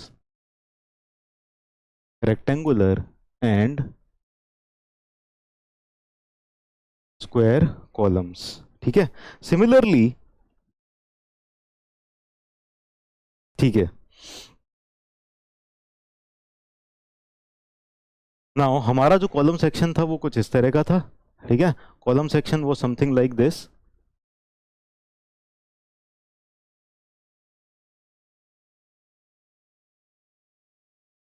column section हमारा ऐसा था. ठीक है ना, और इस कॉलम पे अलोंग दिस लेंथ ये था b/6 और ये था b/6. ठीक है, b/6 और b/6 मिला के ये जो पूरा हो गया ये कितना हो गया, b/3 हो गया. This is b/3. और सिमिलरली यहाँ पर ये हो जाएगा d/6 और ये हो जाएगा d/6. तो इन दोनों को मिला के अगर देखा जाए तो ये हो जाएगा d/3. तो चाहे डेप्थ के अबाउट देखो चाहे विड्थ के अबाउट देखो, आपको मिडिल थर्ड में लोड पास होना चाहिए. ठीक है, load must pass through middle third. ये हो जाएगा d/6, ये हो जाएगा d/6. ठीक है, तो यहां पर ये वाला एरिया आ जाएगा, दिस एरिया लाइक दिस, है ना. इस एरिया से इसके अंदर अगर लोड पास हो रहा है तो कभी भी टेंशन नहीं आएगी, है ना. और इसके लिए ये वाला जो एरिया हो जाएगा दिस विल बी कर्न, KERN. ठीक है, KERN. तो KERN भी लिख लो. कर्न क्या होता है, kern of column is that area, kern of column is that area through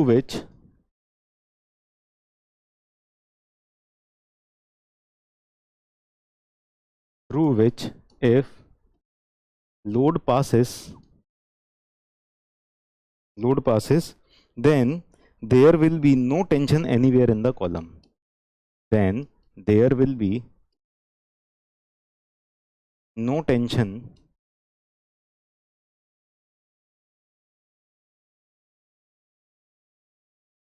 anywhere in the column. ठीक है, तो कॉलम के अंदर कहीं भी कोई भी टेंशन नहीं आएगी. क्लियर है.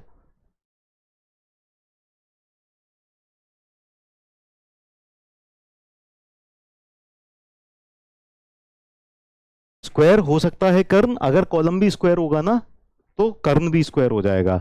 रेक्टेंगुलर कॉलम के लिए कर्न का शेप हो जाएगा रोम्बस. ठीक है, तो अलग अलग तरह के क्रॉस सेक्शन के लिए किस तरह का शेप होगा ये भी लिख लेते हैं.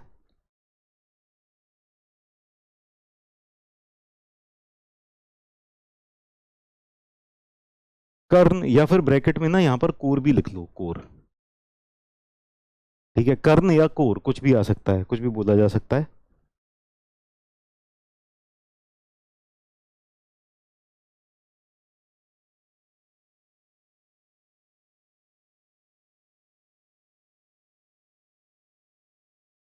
अभी लिखा रहे, पहले ये लिख लो, सब लोग ये लिख लो फिर लिखा देते हैं.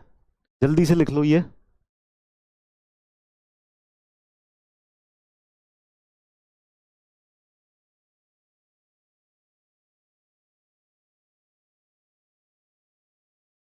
ये लिख लिया सबने.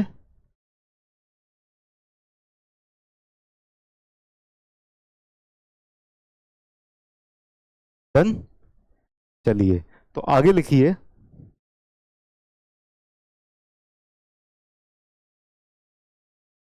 क्रॉस सेक्शन और यहां पर शेप ऑफ कर्न या फिर कोर या कर्न.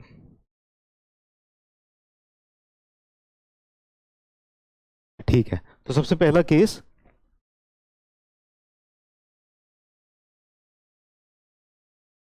रेक्टेंगुलर क्रॉस सेक्शन हमारा कर्न हो जाएगा rhombus, rhombus. Second, square cross section का कॉलम होगा स्क्वायर, इसके लिए हो जाएगा स्क्वायर, ठीक है। Third, I section,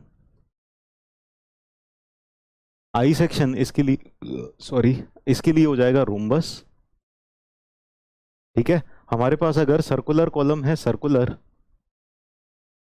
circular column है, तो ये भी सर्कल हो जाएगा, सर्कल, है ना। और इसका डायमीटर हो जाएगा,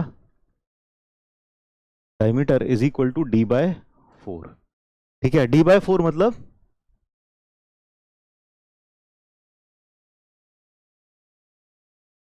हमारा जो सर्कल था इसका डायमीटर था कैपिटल डी, है ना। तो एसेंट्रिसिटी कितनी हो जाएगी,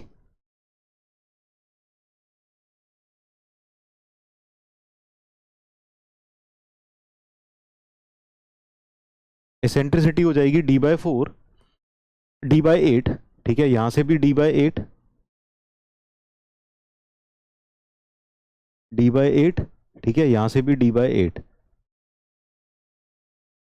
और डायमीटर कितना हो जाएगा, d/8 और d/8 मिला के d/4 हो जाएगा डायमीटर, ठीक है ना। तो ये हो जाएगा कोर या कर्न सर्कुलर के लिए, ठीक। नेक्स्ट, फिफ्थ, हॉलो सर्कुलर,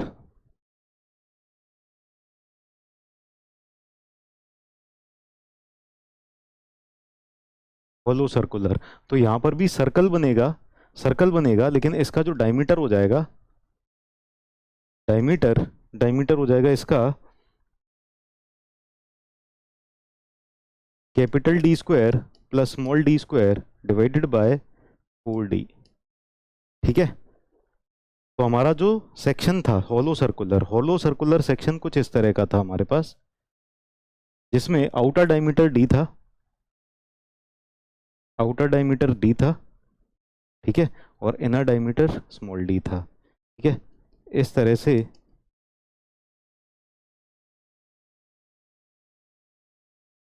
ये था हॉलो सर्कुलर, ठीक है। क्लियर है। एसेंट्रिसिटी कितनी हो जाएगी इसकी, एसेंट्रिसिटी ई मैक्स, मैक्सिमम एसेंट्रिसिटी ये हो जाएगी D square plus D square by 8d, ठीक है। और यहाँ पर एसेंट्रिसिटी कितनी है, ये यहाँ पर दिख रहा है, E max, maximum eccentricity capital d/8 है, ठीक है।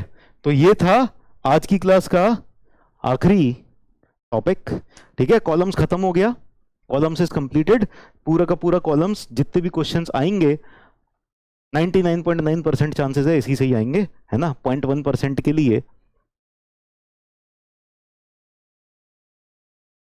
बेटा ब्लॉकिंग और अनब्लॉकिंग मेरे हाथ में नहीं होता, लेकिन अगर कोई ना उल्टी सीधी बात करे तो मैं टीम को बोल के फिर ब्लॉक जरूर करवा सकता हूँ। ये फालतू के जो किस तरह की मतलब लैंग्वेज इस्तेमाल करते हो, अगर मैं ज़्यादा दिमाग खराब हो गया तो मैं ब्लॉक करवा सकता हूँ, लेकिन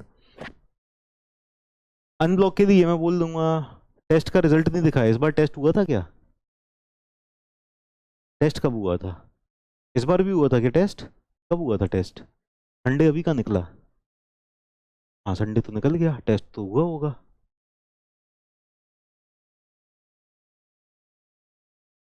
तो अभी मेरे पास, क्योंकि मेरे पास उसका टेस्ट का रिजल्ट मेरे पास ही नहीं आया, ठीक है। टीम ने मुझे भेजा नहीं है, चलो मैं भेज के ना मंगा लूंगा, टेस्ट का रिजल्ट आपको फिर शो कर दूंगा, ठीक है। तो ये आप बना लो, इसमें से ही कई सारे क्वेश्चंस पूछे जाते हैं मैनी टाइम्स। हाँ सच में कंप्लीटेड, कौन सा झूठ में कंप्लीटेड, इतना कॉलम पढ़ के क्या दिल नहीं भरा क्या, और पढ़ना है कॉलम। कल क्लास है ना, कल क्लास है, टुमारो इज लास्ट क्लास, कल आखिरी क्लास है, स्प्रिंग और प्रेशर वेसल खत्म कर लेंगे।